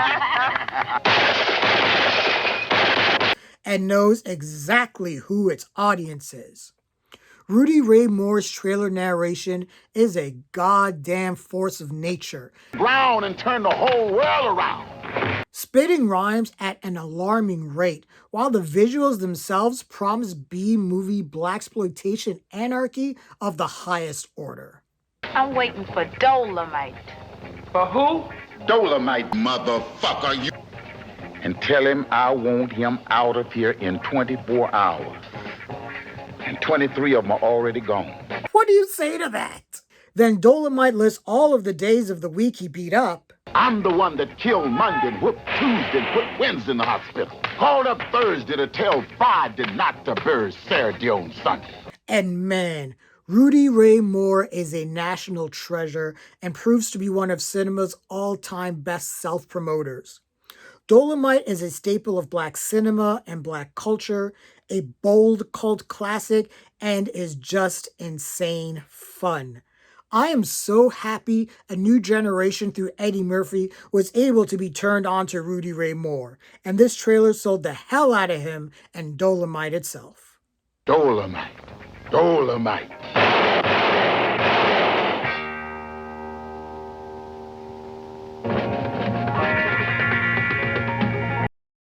We end this block of the countdown with a major entry, and at number 31 is a film that is not just important to me, it may be the most important, as E.T. made me at a mere 5 years old obsessed with movies and everything about them. This trailer is just comfort food. There was a very brief trend in the late 70s and early 80s when film promotion solely focused on the director of the project. This was brought about by the new Hollywood filmmakers like Martin Scorsese, George Lucas, Steven Spielberg, Brian De Palma, and so on, whose names sold their films. E.T. was no different, as it first hailed Spielberg as the architect of this infamous tale of a boy and the friendship he makes with the stranded alien. Once John Williams' score slips in, we are given iconic images from the film, but a lot of it is also shrouded in mystery. The trailer for E.T. did something great that the trailers for Spielberg's last works like Jaws and Close Encounters of the Third Kind also did. The audience was not shown the main course. We see a shadow of E.T.'s finger, and that same finger lit up directed towards Elliot, and that is it. And there was not much more that was needed. E.T. was a pop culture phenomenon when released. It became the highest grossing movie of all time and held that record for 11 years until Spielberg's own film Jurassic Park would be released. It won 4 of the 9 Oscars it was nominated for, and E.T. is widely considered to be one of the greatest movies of all time, and like I said, the most important movie of my life, because if it wasn't for E.T., I wouldn't be talking to you right now about how much I love movies. This trailer is just classic stuff here. E.T., the extraterrestrial.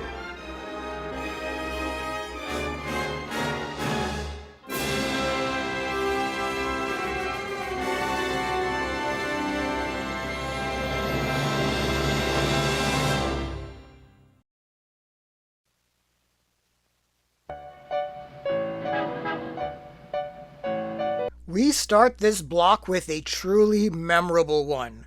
Friday the 13th, Part 8, Jason Takes Manhattan. And man, was this trailer discussed a lot when I was in school.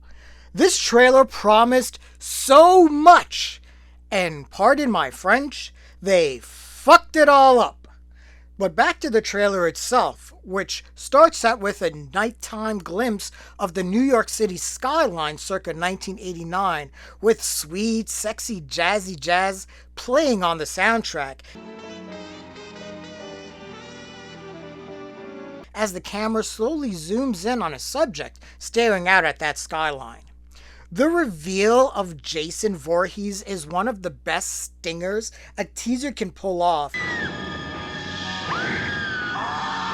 And this trailer is infamous for a bunch of different reasons, not least of all that the film promoted does not make due on the promise of the trailer itself. What we get here in this little teaser was a horror hound's wet dream. Jason Voorhees. Jason Voorhees in New York City. What? But they, pardon my French, fucked it all up, and what we got instead was Jason on a boat, which would have been fine for what it was if it was advertised as that. Well, suffice to say, fans were pissed at the false advertising, and the film was a major disappointment, grossing $14.3 million at the domestic box office, making it the poorest performing film in the Friday the 13th series, and setting it up so Paramount could dump the franchise on New Line Cinema. But this trailer is so absolutely iconic that in some ways the trailer has become more memorable than the movie itself. So take heed, even the greatest trailers can result in a shitty product. Friday the 13th, Part 8. Jason takes Manhattan. Now, New York has a new problem. The film trailers for Quentin Tarantino films are usually events in themselves. The trailers for Inglourious Bastards, Django Unchained, The Hateful Eight, and Jackie Brown are all classics in their own right, along with the films already highlighted on this countdown. To my right is Bounty Law series lead and Jake Cahill himself, Rick Dalton. And to my left is Rick's stunt double, Cliff Booth. The trailer for Once Upon a Time in Hollywood, though, felt like the culmination of all of Tarantino's powers. Starting with one of the great movie pairings in Leonardo DiCaprio and Brad Pitt as actor Rick Dalton and stuntman Cliff Booth shooting the shit in a great take of old school film reel interviews. Carrying his load? Yeah, it's about right. We are just thrown into the fire of 1969 Hollywood and all its groovy glory. And once we get through that Bruce Lee scene, the trailer explodes into an amazing montage of cinematic pop art. My hands are registered as lethal weapons. We get into a fight, I accidentally kill you. I go to jail. Anybody accidentally kills anybody in a fight, they go to jail. It's called manslaughter. Played to the tune of Los Bravos, Bring a Little Lovin', where every frame was just amazingly composed, and the trailer ends on that great stinger of Rick Dalton catching feelings over someone admiring his performance. Hooked! Hooked! That was the best acting I've ever seen in my whole life. Like you. Rick fucking Dalton.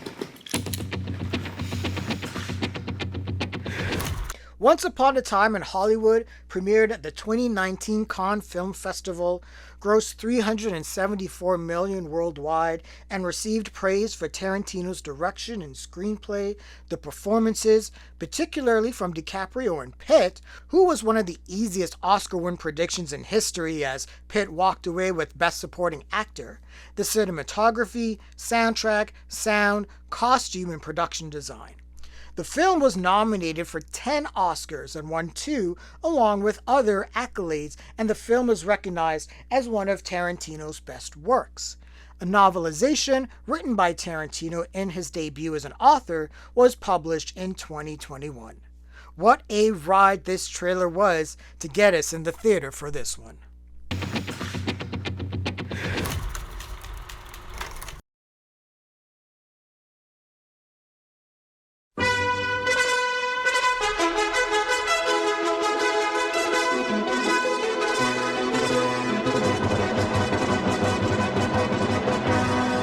At 28 is the trailer for Stanley Kubrick's A Clockwork Orange, and this trailer is bonkers. Playing to a slightly sped up tune of the William Tell Overture, the trailer takes us through a trip of stills from the film, quickly cut, along with words like witty and sardonic, bouncing off the screen like subliminal bullets from a John Carpenter alien takeover movie.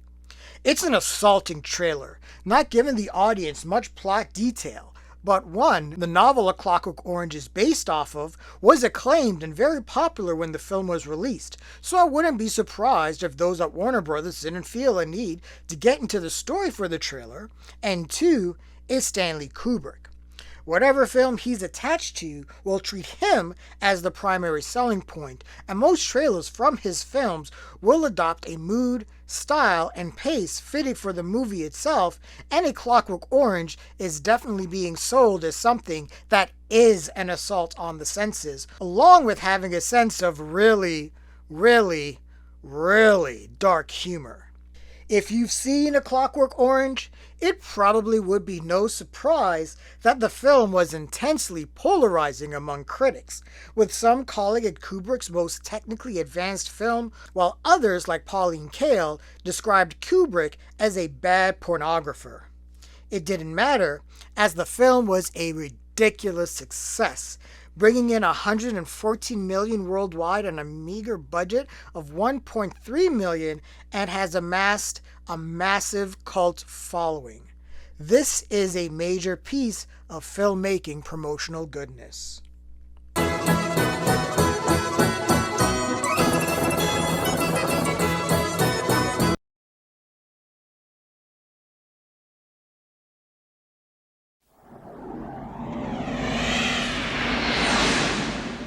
Your mind. It is the center of your life.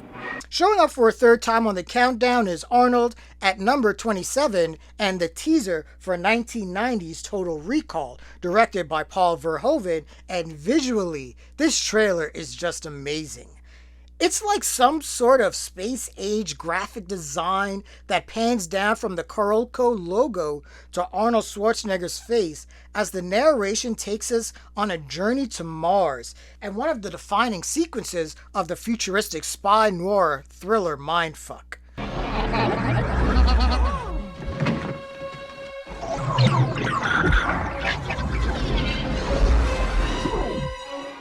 Quaid. Cut. Get ready for a surprise! We then get a sense of the plot, where Arnold plays a man who may or may not be a spy, who may or may not be living out a futuristic fantasy. And this trailer gives us all the action and intrigue we need, with Sharon Stone and good old Michael Ironside making life hell for our favorite action star. This was an A-list action movie with some great B-movie sensibilities, and it worked. Total Recall was the 5th highest grossing movie of 1990, won an Oscar for its special effects, and has been praised for those effects, the production design, Verhoeven's direction, and its ambiguous ending. Forget the 2012 remake. This is the real deal here.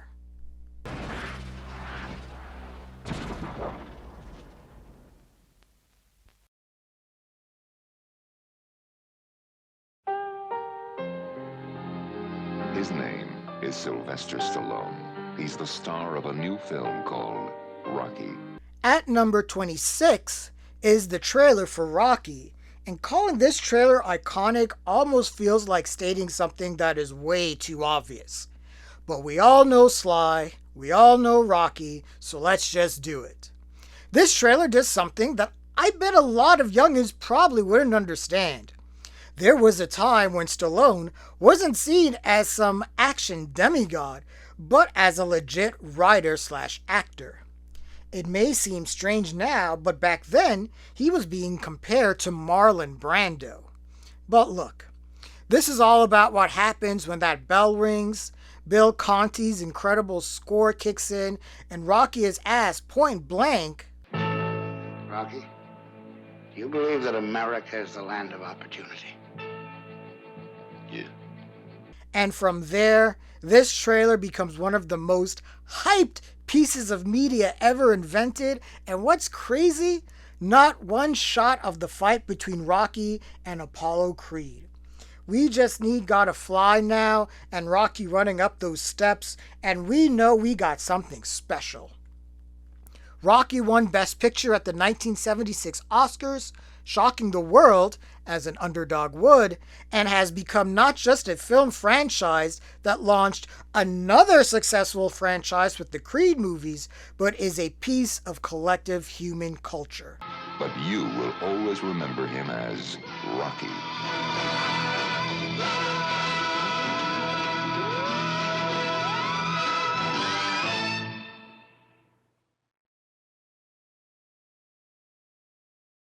Okay, so we have none other than Die Hard at number 25, and I'm going to level with you. I am going to cheat here. There are two particular entries on this countdown that boast two what I feel are equally iconic trailers, and this is the first movie. Die Hard has two absolutely fantastic trailers. The first, a simple 37-second entry played to the tune of Ode to Joy that basically sells the film on the scope of its action and, in a way, its sound design.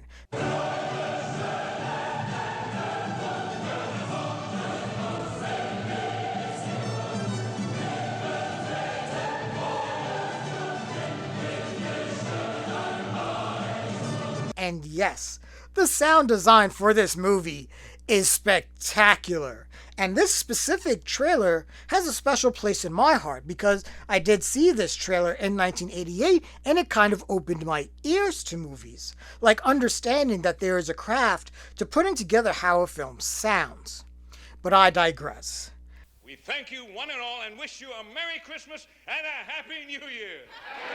It's Christmas Eve in L.A.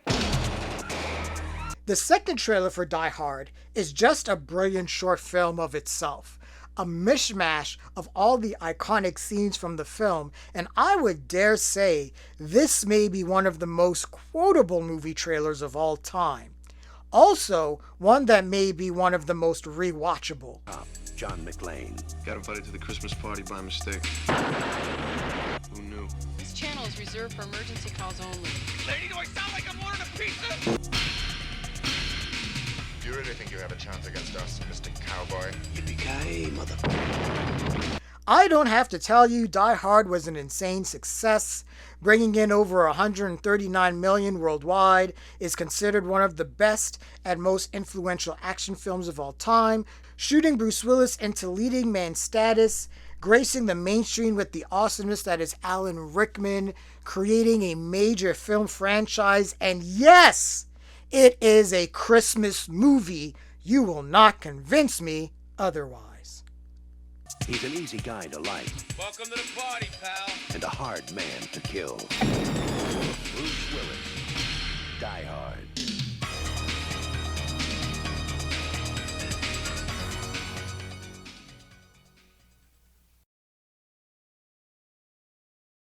Talk about one hell of a teaser with Christopher Nolan's The Dark Knight.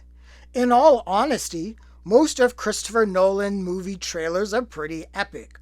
We've already talked about Inception, and the trailers for Interstellar, Dunkirk, and Oppenheimer are pretty badass too. But the teaser for The Dark Knight just may be the best little bit of promotion for a Nolan film, and it just works because of how to the point it is. We have had trailers that are just voiceover in the past, but this really knew how to maximize its short runtime. This trailer was meant to hammer home the threat of the Joker, and we hear snippets of one of the philosophical elements of the film, where Alfred, played by Michael Caine, points out that there are just some people who just want to watch the world burn. You crossed the line first, sir. You hammered them, and in their desperation, they turned to a man they didn't fully understand. As beams of light shoot out behind the bat symbol. Finally, we hear the ultimate threat from Heath Ledger's Joker, declaring that, "Starting tonight, people will die. I'm a man of my word." Yeah, shut up and take my money. It goes without saying, The Dark Knight was a game changer in so many ways, showing that comic book properties could be prestige films in such a way that it changed how the Academy Awards viewed them. The Dark Knight broke several box office records, becoming the highest grossing film of 2008, the fourth highest grossing film of its time, the highest grossing superhero film at that time, and made Heath Ledger an all-time legend. And it's clear that this teaser definitely helped with that.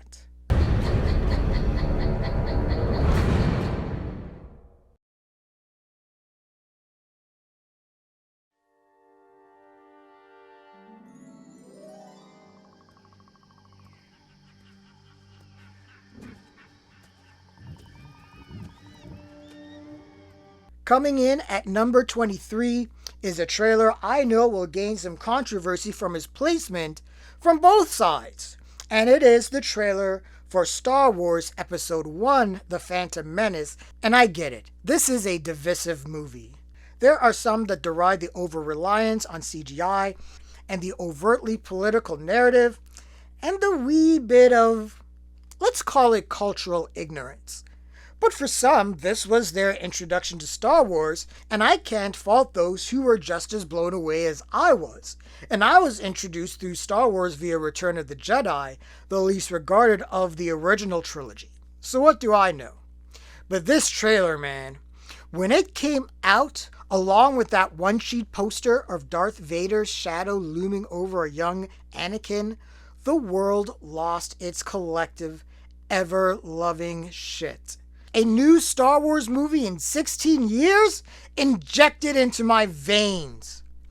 And this trailer knows what it's doing. It builds to such a perfect crescendo that by the time John Williams' score triumphantly returns, as we are hurled through a pod race, 20th Century Fox knew they had our cash. And despite how hotly debated this movie is, it still made a killing, making $1 billion theatrically and successfully, or not, depending on who you ask, the prequel trilogy and further expanded the Star Wars mythos.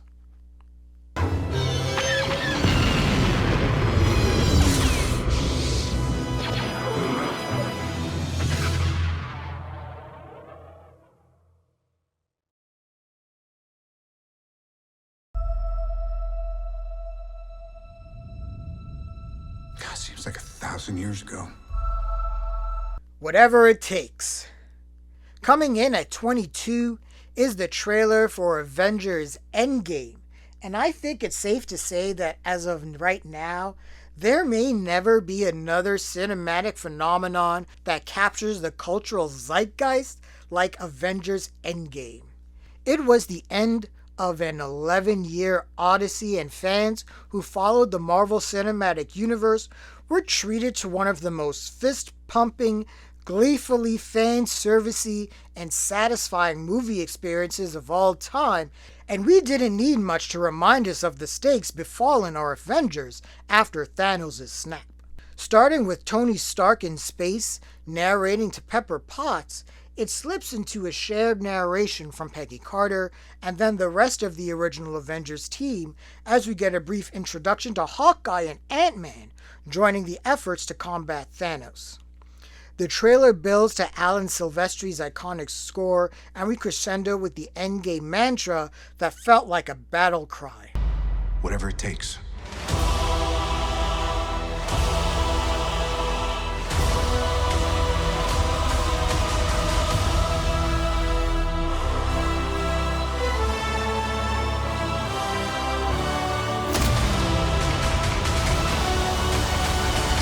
Whatever it takes.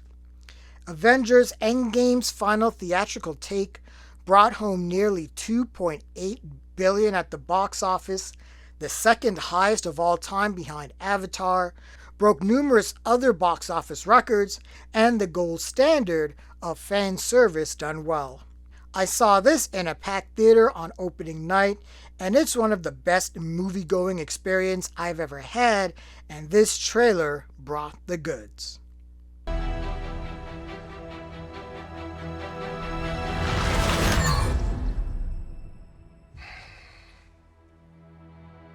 I like this one.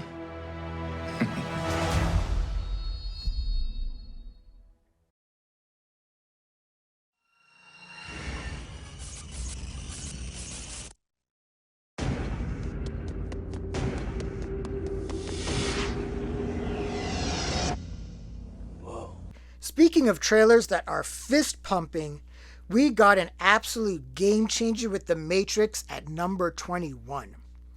I can recall vividly being in the theater in Brampton and seeing this trailer with my friends and turning to each other like, what the fuck did we just see?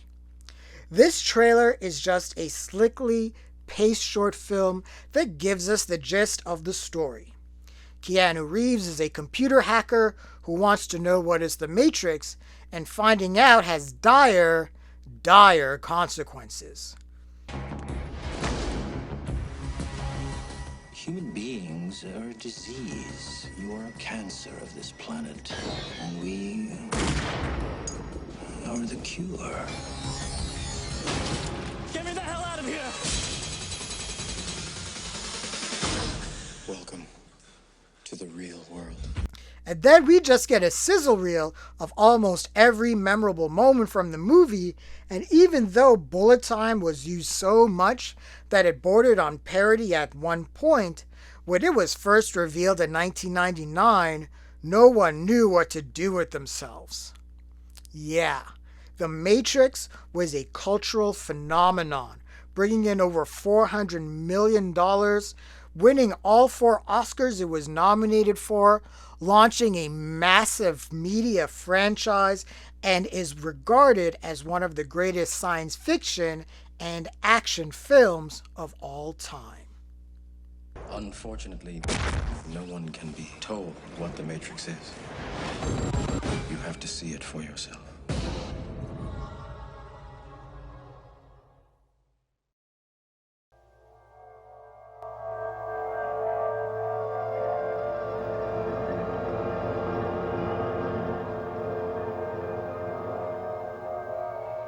Somewhere between science and superstition, there is another world.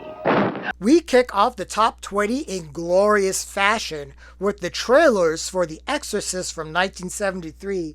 And yes, I said trailers, plural, because this film, like Die Hard, has 2 absolutely tremendous trailers to sell the movie. Nobody believed it, and nothing could stop it. The first trailer is a pitch-perfect telling of the story and the stakes with one of the greatest, most chilling narration readings of all time.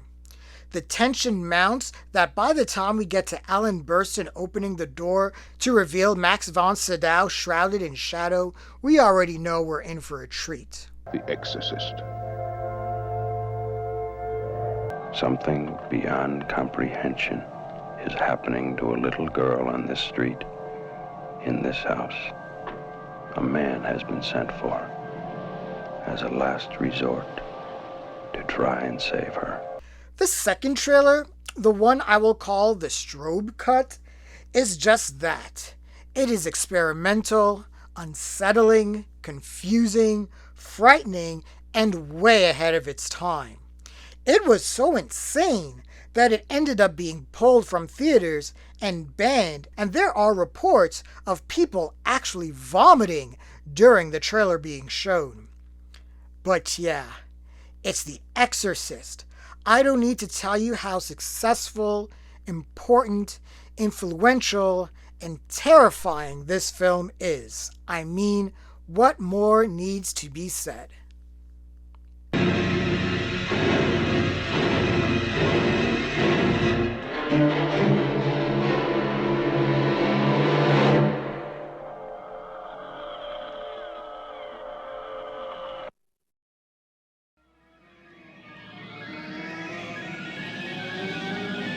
You will believe a man can fly.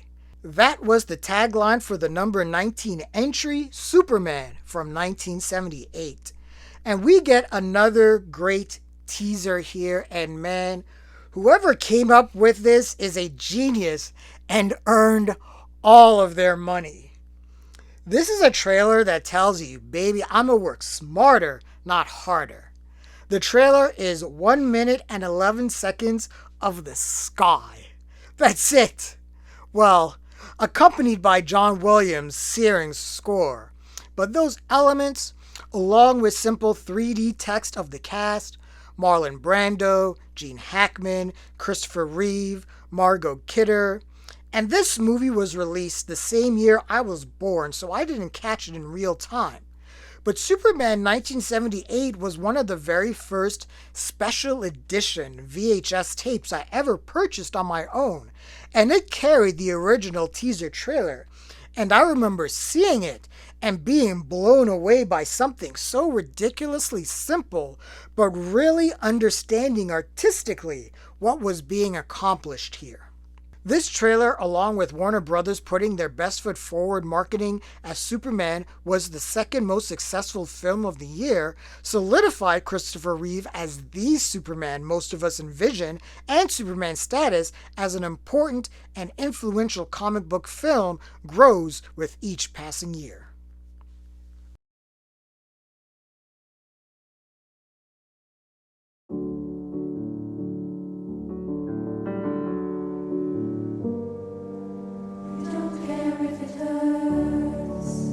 At 18, we have the trailer for David Fincher's The Social Network from 2010, and this was one of those trailers that sort of became a classic as soon as it was released, and that is based off of the power of the song choice, a stirring cover of Radiohead's Creep, which perfectly melds the story of a man named Mark Zuckerberg, who just wanted to be a little popular and gain some friends, like all of us.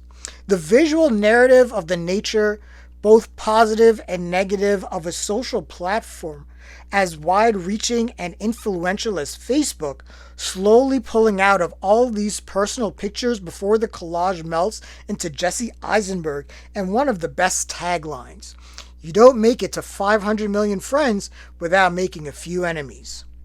From there, we just get essential scenes from the film, and let me just say that Jesse Eisenberg killed it in this movie, and the trailer really demonstrates his ability and the arc that Zuckerberg will endure to eventually become the face of one of the most influential brands of the 21st century. The Social Network was a phenomenon when released, grossing over $220 million at the box office, being nominated for a plethora of awards, and is considered one of the best films of the 21st century so far. This trailer is powerful stuff.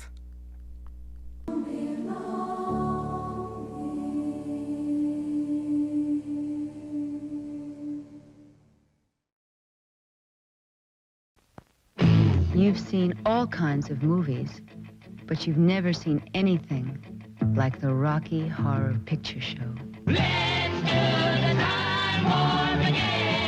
Are you ready for another set of Jaws? Coming in at 17 is the trailer for the Rocky Horror Picture Show, and talk about iconography. Most everyone, even if they haven't seen this Midnight Madness musical mayhem, have seen those lips. We then get right into the time warp and we are off.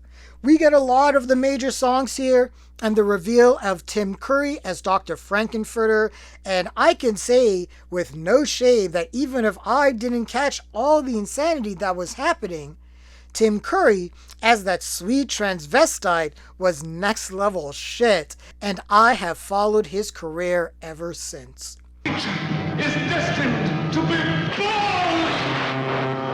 The songs are super.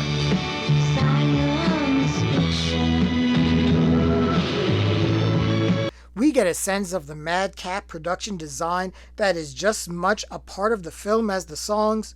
Susan Sarandon, Barry Bostwick, Riff Raff, Columbia, and Rocky. Not that Rocky, that Rocky. What can I say about this movie that hasn't been said? It may be the cult movie of all time. Hated initially by most critics, but found a massive following through midnight screenings, and at 48 years running, is the longest running theatrical release in history, and is considered as one of the greatest musicals of all time, if not one of the most insane. This trailer is iconic, memorable, and gets you off your feet. See the Rocky Horror Picture Show. Let's do the time warp again.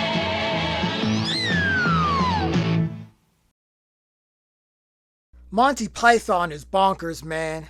That's what I will start with. Their brand of comedy swims gleefully in anarchy, and nothing reflects that better than the 3-minute trailer for Monty Python and the Holy Grail. starting with a slow pan and normal voiceover introducing the film. We then get one hell of a twist when the film reverses, only to restart with a slightly less educated narrator. Once in a lifetime, there comes a motion picture which changes the whole history of motion pictures. Then it reverses again to have an even dumber person narrate.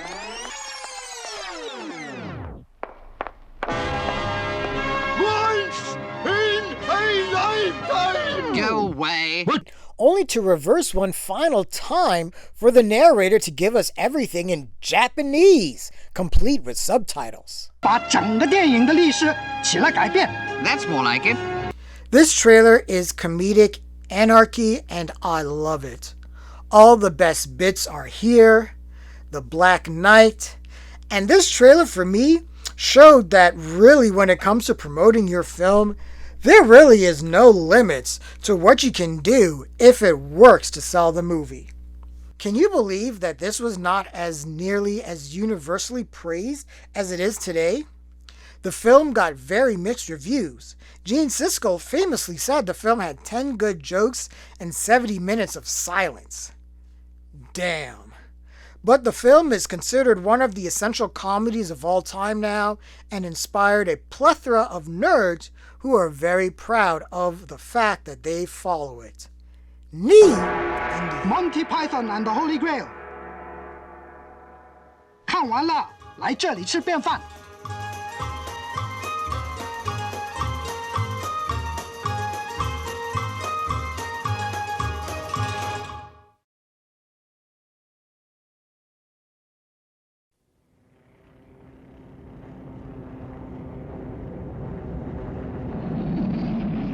At 15 is the trailer for Tim Burton's Batman, released in 1989. And remember I mentioned there used to be a trend mainly in the 70s where trailers would just piecemeal together random scenes with no score and no real story, and most time those kind of trailers don't work. But this strategy worked amazingly for the promotional trailer for Batman, simply because of the iconography.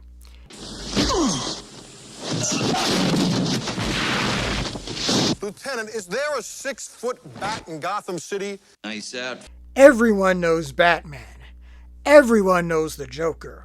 Also, in 1989, Jack Nicholson was one of the most recognizable faces on the planet, which is why he got top billing over Michael Keaton, even though Keaton was playing the titular character. But on to the trailer itself. It is amazingly quotable. I'm Batman. And rewatchable. The trailer gets into business right off the bat, with the bat plane soaring through the sky and through Gotham, attempting to shoot down the Joker. We get a short snippet of Danny Elfman's Batman score before we get into all the scenes that sets up this influential comic book film. And yes, this Batman kills the fuck out of people. But again, this trailer is just full of quotable lines and moments, and the Gotham City created here when seen in 1989 was intriguing as hell because it felt like a tangible, real Gotham. In fact, the trailer really sold that in this universe, Batman and the Joker could realistically exist, and this was a big deal for the credibility of comic book movies. Obviously, Batman was a smash hit and cultural phenomenon. Get those wonderful toys. Bringing in over $400 million and was once the fourth highest grossing film of its time and the highest grossing superhero and DC film at the time. But here is something bonkers. Despite that $400 million take against a $48 million budget, because of bad Hollywood accounting, Warner Brothers claimed that the film wound up losing over $35 million and will probably never show a profit. What? Hollywood, man. Things are just weird over there.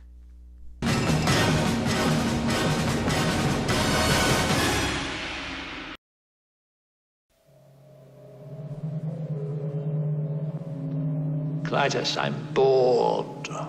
What plaything can you offer me today? An obscure body in the SK system, Your Majesty. The inhabitants refer to it as the planet Earth. I like to play with things a while before and I... Oh, this is a good one. Number 14 brings us goddamn...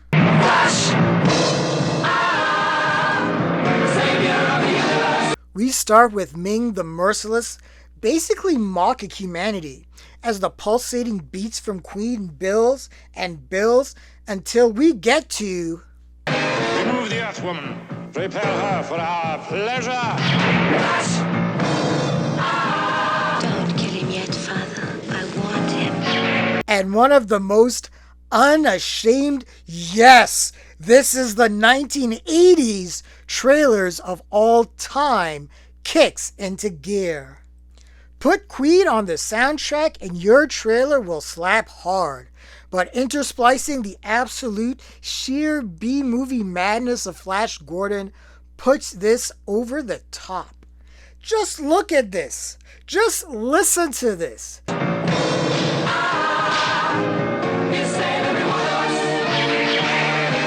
It's bonkers, and it's not prestige, and it's somehow awesome anyways. Flash Gordon opened number 1 at the box office, got some hefty critical praise from the likes of Pauline Kael and Roger Ebert, and has amassed an insane cult following that I gleefully admit that I am also a part of. This movie is nuts, and I love it, and I don't care what you think of me.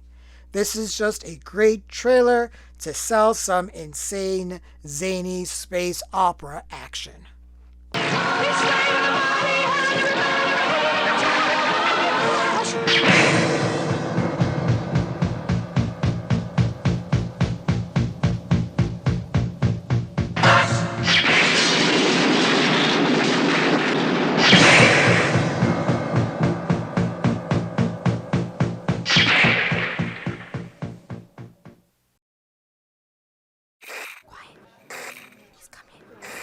Here, let's go.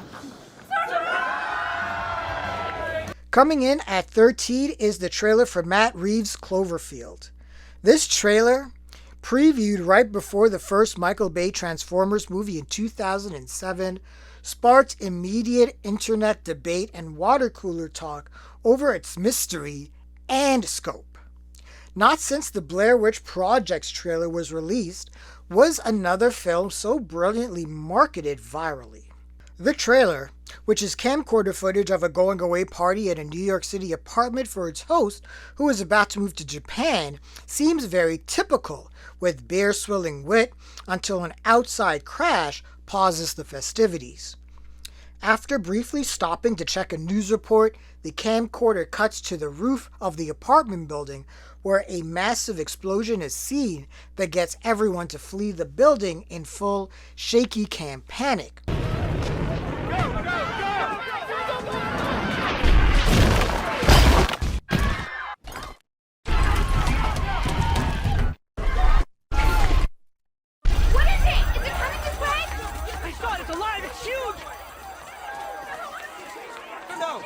Where things only escalate when everyone reaches the ground as the head of the Statue of Liberty is hurled from the sky, nearly killing the spectators. Credits. No title. That's it. What? I remember the internet blowing up with all sorts of theories of what this film may be. Is it a new Godzilla film? A spin-off of J.J. Abrams' Lost, since he was the producer? A goddamn Voltron movie? This was a perfect teaser that introduced us to a normal world, then told its audience shit was about to get real fast. We only hear the destruction, but never see it, and because we did not get any hints at the cause of the destruction, no one was even able to guess what particular genre this film would be. All we got was a release date of January 18th, 2008. Cloverfield's viral marketing also included several websites, MySpace pages for the main characters, and one 1808.com, which had manipulatable photos. Sites for the fictional Japanese company Tagruato and make-believe drink Slusho kept people on their toes to sleuth out clues to the film. Who knew movies were so much work? But all of this worked exceptionally well, as the hype made Cloverfield a monster hit for Paramount, bringing in $172 million worldwide at the box office against a $25 million budget, and launched an anthology franchise with varying degrees of success. Cloverfield's trailer and marketing, just like the Blair Witch Project before, was a game changer and pushed forward the Easter egg hunt that Lost fans had already embraced, and paved the way for Easter eggs in everything from comic book films to Game of Thrones. Tonight's gonna be the best night ever.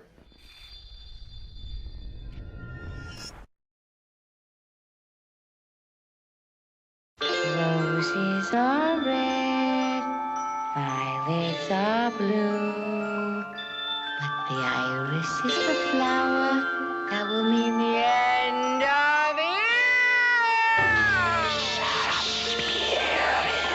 At number 12 is Dario Argento's Suspiria, and I mentioned that there were two specific trailers that scared the pants off me when I was a child.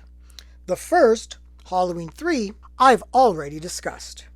This was the second, and boy did this teaser go above and beyond to sell Dario Argento's masterpiece to the nth degree.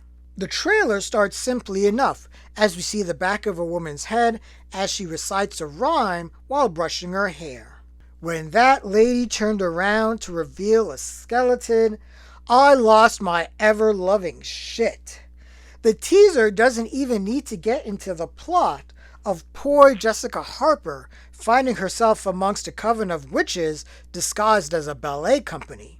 We just need images of Argento's color-soaked palette of horror, along with the tagline of, "The only thing more terrifying than the last 12 minutes of Suspiria are the first 92. Which doesn't make a lot of sense when you think about it for a second. But this is Argento here. Logic sometimes is better at the door, especially when dealing with a coven.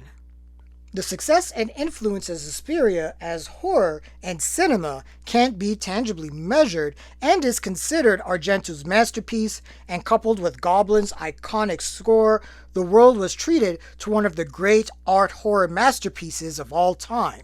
The 2018 remake is pretty badass too.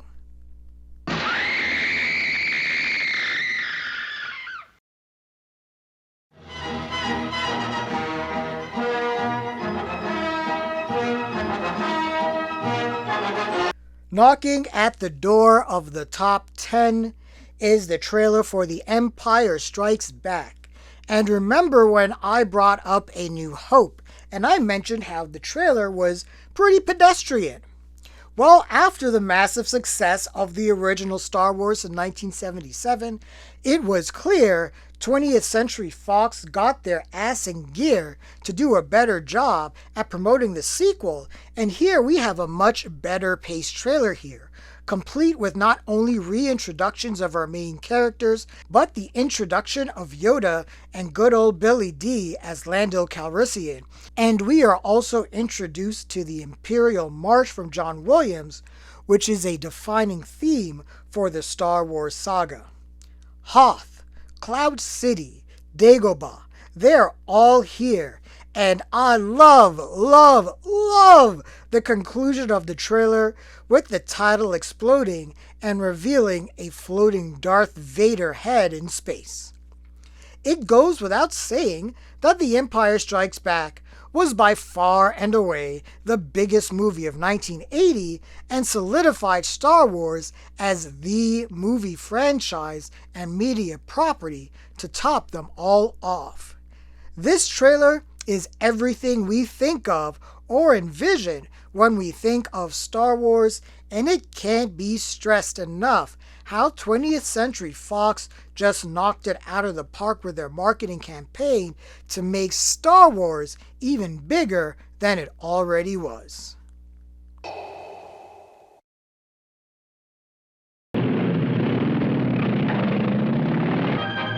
Of course, the film that for the longest time, and is still argued by some as the greatest film of all time, has one of the single best movie trailers of all time.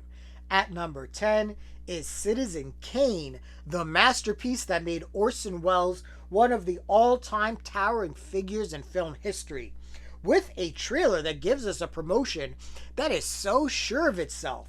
It is a masterclass of filmmaking in of itself, because of course, it was created by Orson Welles himself.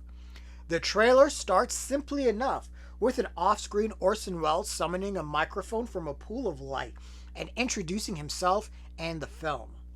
Welles, during the trailer, goes into great detail to introduce the main players such as Joseph Cotten and Ruth Warrick, both in and out of the characters they portray into the film, before initially distracting himself with the ballyhoo of a set of chorus girls. We're just showing you the chorus girls for purposes of ballyhoo. My personal favorite introduction is that of Erskine Sanford's character as Herbert Carter, editor of the newspaper Charles Foster Kane inherits and takes over. Preposterous! In 3 minutes and 45 seconds, this trailer gives us a great overview of the plot, which is the life of Charles Foster Kane and all the people in his orbit that he affected in one way or another. The trailer's light tone is effective at giving the audience some idea that this film isn't going to be all doom and gloom, but perhaps, gasp, entertaining as well. And it is. There is a reason Citizen Kane still holds up after all this time. The film was nominated for 9 Academy Awards and won for Best Original Screenplay, even though looking back retroactively, a smear campaign against the film most likely prevented it from winning other accolades. But Citizen Kane's trailer is definitely one of the most recognizable of all time, viewed by various film critics as a great cinematic work in its own right, believing it represents a critical stage in the development of Welles' directorial style. Pure class. What's the real truth about Charles Foster Kane? I wish you'd come to this theater when Citizen Kane plays here and decide for yourself.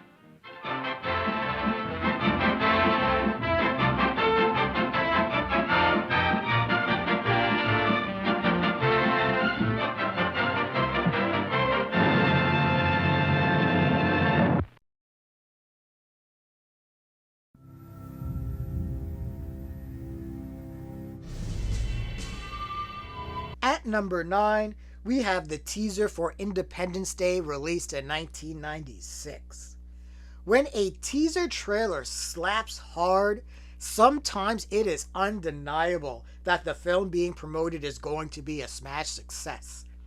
Roland Emmerich's ode to the sci-fi invasion movies of the 1950s, Independence Day's trailer is simple. On July 2nd, they arrive. On July 3rd, they attack. July 4th is Independence Day. It's simple, to the point, and easy to understand the stakes. Oh, and seeing the White House blown to kingdom come also helped arouse the curiosity of the audience. Independence Day became a worldwide sensation as the highest-grossing film of 1996, officially launching Will Smith into the stratosphere and gracing us with maybe the best patriotic, raw, inspirational monologue of all time. I'm Canadian, and Bill Pullman makes me want to take on the universe.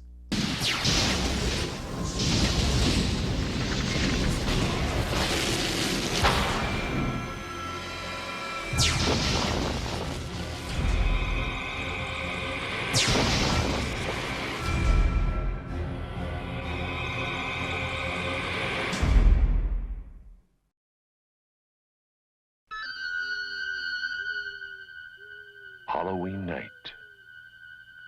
A small American town, 15 years ago. At number 8 is John Carpenter's Halloween, and when Halloween was released in 1978, my birth year, it became the highest grossing independent film of all time. What helped with that? How about one of the most recognizable movie trailers of all time? Halloween. Everything about this trailer is instantly iconic. The synth note that opens the trailer as we move towards the Myers house, seeing a young Michael Myers murder his sister and discovered by his parents. Then we get into the real goodness with the Halloween text beside that jack-o'-lantern before getting introduced to Donald Pleasance as Dr. Loomis, who clearly states that his only mission is to keep Michael Myers incarcerated.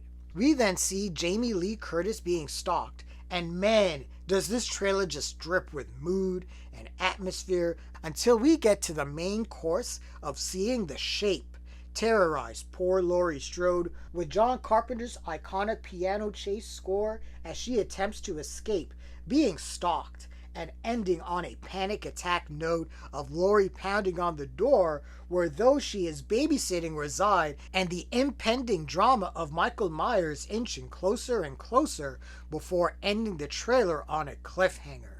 Yeah, that trailer works so well, the Halloween 2's trailer kept some of the same beats and literally ended with the exact same cliffhanger.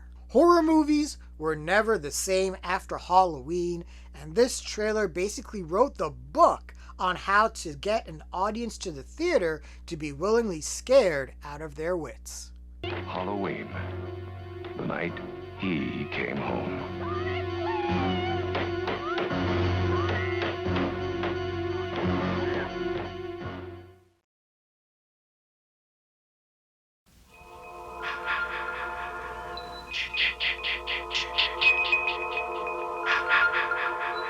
At number 7, we have Friday the 13th from 1980, and I will admit, ranking this and Halloween so close together gave me the most anxiety.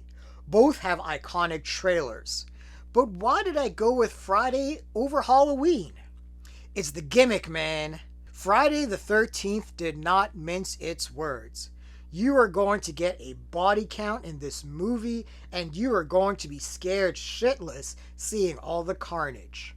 Combine all those elements with Harry Manfredini's legendary score and one of the best menacing narration reads. Friday the 13th had a legendary marketing campaign, with producer-director Sean S. Cunningham releasing a full-page ad in Variety before the script was even written. And the film was part of a major bidding war before Paramount eventually won out. And did they ever? Friday the 13th cost $550,000 and brought in an insane $59.8 million worldwide, kickstarting one of the most recognizable film franchises of all time, eventually leading to one of the most iconic horror villains of all time. It can't be stressed enough how nearly pitch perfect the marketing campaign was for this movie, and to top it all off, it seemed as if those in Paramount liked playing with creative trailers for the franchise, as a good chunk of them have been either iconic or just plain entertaining in their own right. Friday the 13th. You may only see it once, but that will be enough.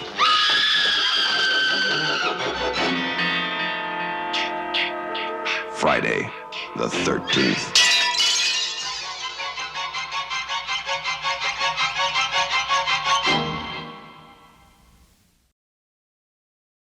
James Cameron's 1984 sci-fi film The Terminator was an instant classic, solidifying Arnold Schwarzenegger as a Hollywood superstar and giving us one of the all-time great dystopian futures, with Skynet making life hell for humanity, save for the leadership of one John Connor, whose mother the original Terminator tried to kill in the first film.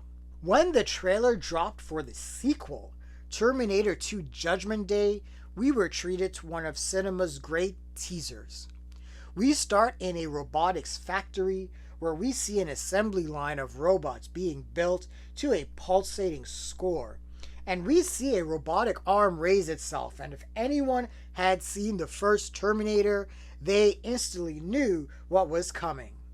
As sparks fly, we see the head and red lit eye of the T-800 before being led to a chamber that, when the cyborg tissue regeneration process is complete, reveals Arnold, complete with glowing red eyes. Boom! And I remember vividly when this trailer dropped, and you could hear the entire theater murmuring in excitement. I don't even remember what movie I went to see that had the trailer for T2 attached, but I damn sure remember the trailer itself. It's not a spoiler that Terminator 2 was a juggernaut at the box office, earning over $519 million, making it the highest grossing film of 1991 worldwide and the third highest grossing film of its time. Universally recognized as one of the best sequels of all time and one of the best sci-fi and action films of all time. Now I know some will wonder why the trailer for the original 1984 Terminator isn't on this list, and I concede it is a badass trailer. But the teaser for T2 is so absolutely iconic and memorable that it feels like I'm rewarding the entire Terminator franchise with this entry. This is how you build excitement for a movie. I'll be back.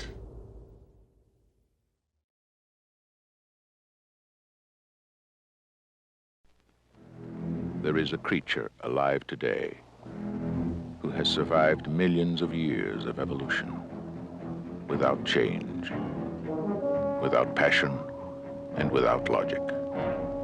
It lives to kill. A mindless eating machine. It will attack and devour anything. It is as if God created the devil and gave him jaws. That is one of the great trailer readings of all time from the number 5 entry, the trailer for Steven Spielberg's Jaws. And it is just a simple description of the great white shark that eventually terrorized the small town of Amity, Maine. The trailer is instantly iconic, starting with John Williams' score, which may be the most well-known piece of film music outside of his own Star Wars score, and shot from the shark's POV. After we get a mini glimpse of the opening scene of the film, we are off. The trailer gives the audience a sense of scope as we follow Roy Scheider as Chief Brody through the sea of people on the beach, along with his sense of paranoia. The trailer is a short film in itself, effectively presenting the stakes of the story and introducing all the main players, including Richard Dreyfuss and Robert Shaw, and wrapping up the tension as we are treated to short glimpses of the hunt for the shark, including the now infamous line of, "You're gonna need a bigger boat." And how many shots of the shark do we actually see? 1. And the shark is still hidden from view, intensifying the audience's curiosity to see the shark itself. How successful was the trailer for Jaws? How about upon the film's release, it became the highest grossing film of all time before some indie film about space was released a couple years later. It won a bevy of awards and kicked off the summer blockbuster craze that is still ongoing today. If you're going to release a trailer that is going to establish the summer blockbuster, you better have a monster trailer, and Jaws' promotional team knocked it out of the park. Roy Scheider, Robert Shaw, Richard Dreyfuss, Jaws. See it before you go swimming.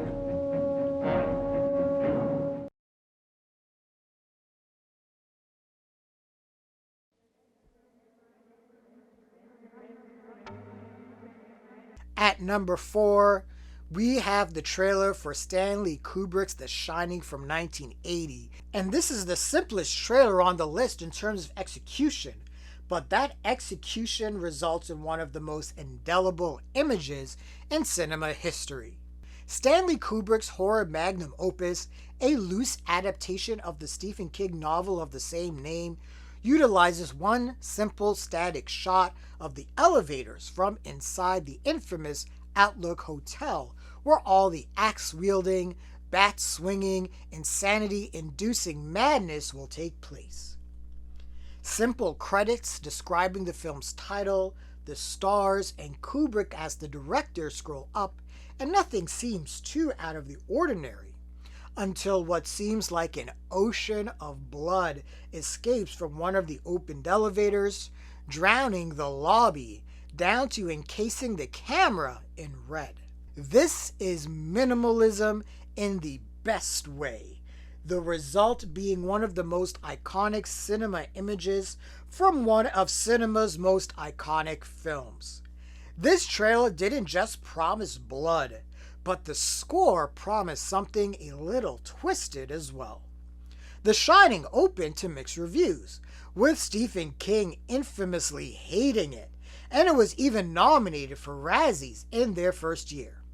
But I don't have to tell you that The Shining is one of the most highly reappraised, studied, quoted, parodied, picked apart, and fascinating pieces of cinema in history. This is a trailer that matches the eerie tone of the movie and promises the goods.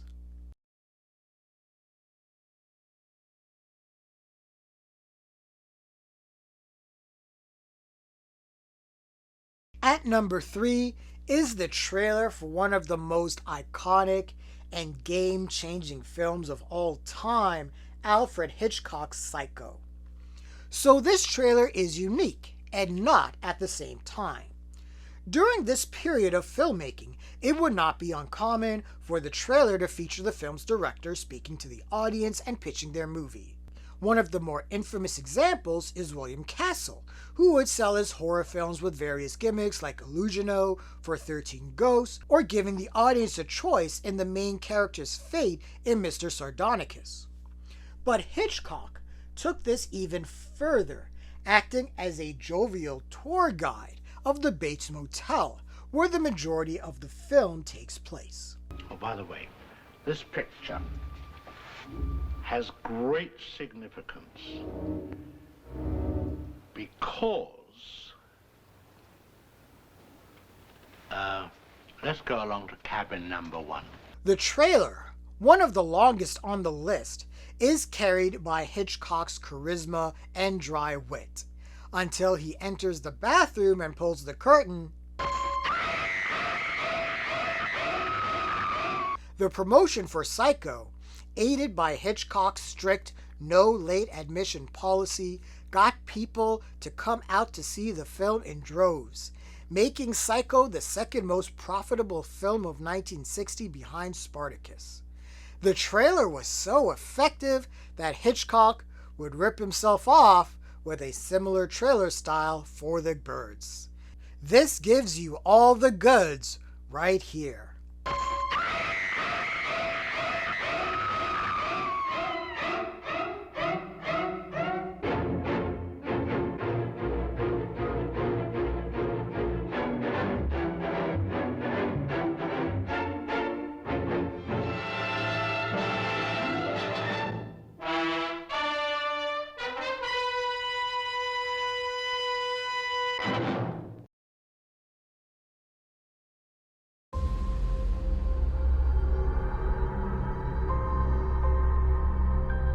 The entire time I knew him, he only ever had one goal. To wipe out half the universe. If he gets all the Infinity Stones, he can do it with the snap of his fingers. Just like that. Tell me his name again. Thanos. We are at the near tippy top of the list, and number 2 on the countdown, the most recent trailer created in the top 10 and it's the theatrical trailer for Avengers Infinity War. The first 10 years of Marvel Studios and the lead up to Infinity War and Endgame are now the stuff of legend, and the trailer for Avengers Infinity War gave the world everything they were waiting for without giving too much away. Starting with a conversation between Tony Stark and Gamora that never actually happened, but is used to introduce the threat of Thanos. The music carries a somber tone at first, and only builds as we are introduced to all the major players in the MCU being assembled, and you get a sense of the immeasurable scope of this movie. Seeing the interaction between Robert Downey Jr. and Chris Pratt felt like a dream scenario and got people talking, wondering which of their characters, Iron Man or Star-Lord, had the bigger ego. Things only escalate from there as we capture glimpses of the battle in Wakanda as Thanos arrives to promise that half of humanity will be wiped out. And when this trailer ends with that image of Captain America doing everything in his power to hold Thanos back, is just a shot that is burned into your brain because it carries so much weight. Now, I will admit, there is another trailer that is also pretty great, with images like Peter Parker's spider sense going off. But I gave this trailer the edge just for that final shot of Cap. To say that this trailer helped bring in the people would be an understatement. Infinity War is the 6th highest grossing film of all time, a cultural phenomenon, considered one of the greatest comic book films and one of the greatest movies of all time. By the time Avengers Endgame was released a year later, Marvel was the single most profitable property on the planet. The trailer for Infinity War kicked everything off. This is how you do it.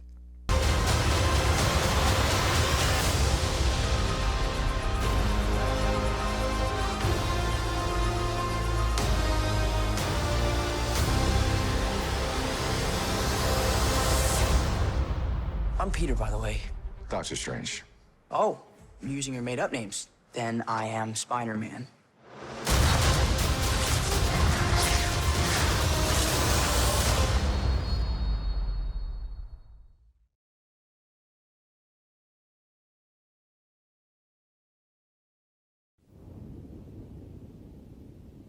And this is it.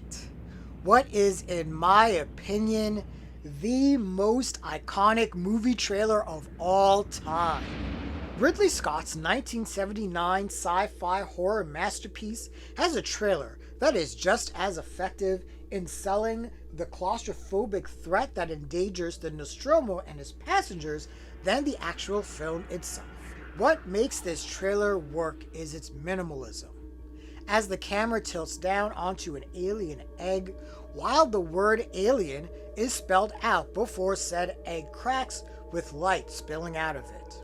Afterwards, the soundtrack blasts the spaceship's alarm, interspliced with brief, hair-raising moments of suspense.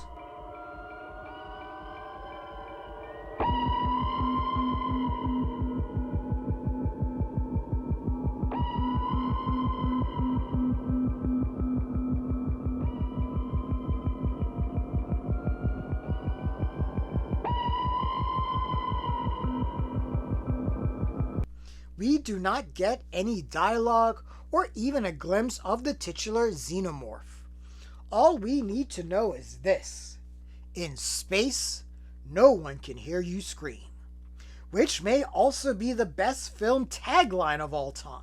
This led to the start of a bit of a teaser trailer renaissance in the 1980s and 90s, where movie trailers took a lot more creative liberty with their film promotions, where high concept films were marketed in teasers that lasted no more than 90 seconds.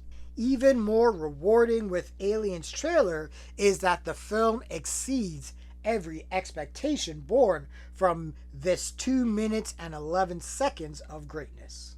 Alien is considered to be the sci-fi horror film of all time and Ridley Scott's magnum opus, has opened the door to copycats, parodies, crossovers, and the Xenomorph just may be the most feared and indestructible movie monster of all time.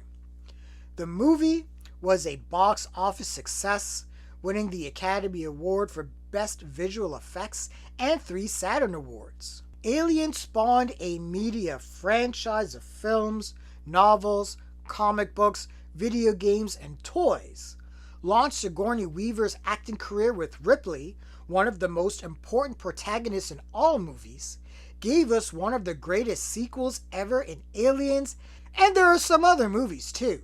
I admit, I am one of those guys who can talk about Prometheus for hours. The film had no formal premiere, yet moviegoers lined up for blocks to see it in Hollywood, where a number of models, sets, and props were displayed outside to promote it during its first run, and the promotion was so effective that vandals set fire to the model of the space jockey, believing it to be the work of the devil.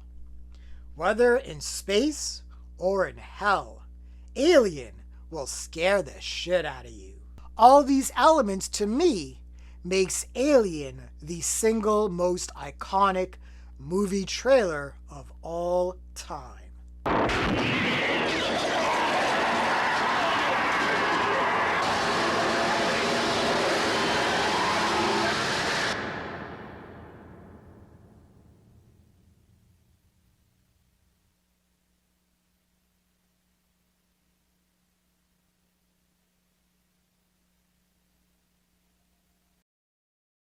And that's it. We have reached the end of the top 100 most iconic movie trailers of all time, and man, what a fun ride this was. I have an affinity for film promotion and movie trailers, so this was right up my alley. It was great to check out some of my favorite trailers and even visit some trailers that I wasn't aware of or gained a greater appreciation for. And I am happy with this list. And here are a few stats that I want to point out from the countdown. Well, that's it. I want to thank everyone for joining me on this insane ride. I think I am going to continue to spotlight trailers that are special or influential or are just fucking cool on this channel. And I want to know what you think. If you are making a list of your own, what would your top 10, top 50, or top 100 most iconic movie trailer list look like? Blow me up in the comments. Tell me how stupid I am for missing out on trailers like Vice, or Gone with the Wind, or I have too many new trailers on the countdown, or too many old trailers on the countdown, or too many MCU entries, or too many horror movies, or whatever. Leave a like, comment on all the videos, subscribe to the channel, and don't forget to hit that bell icon so you can get notifications. Thank you so much, everyone. This has been great. Have a good one. Peace.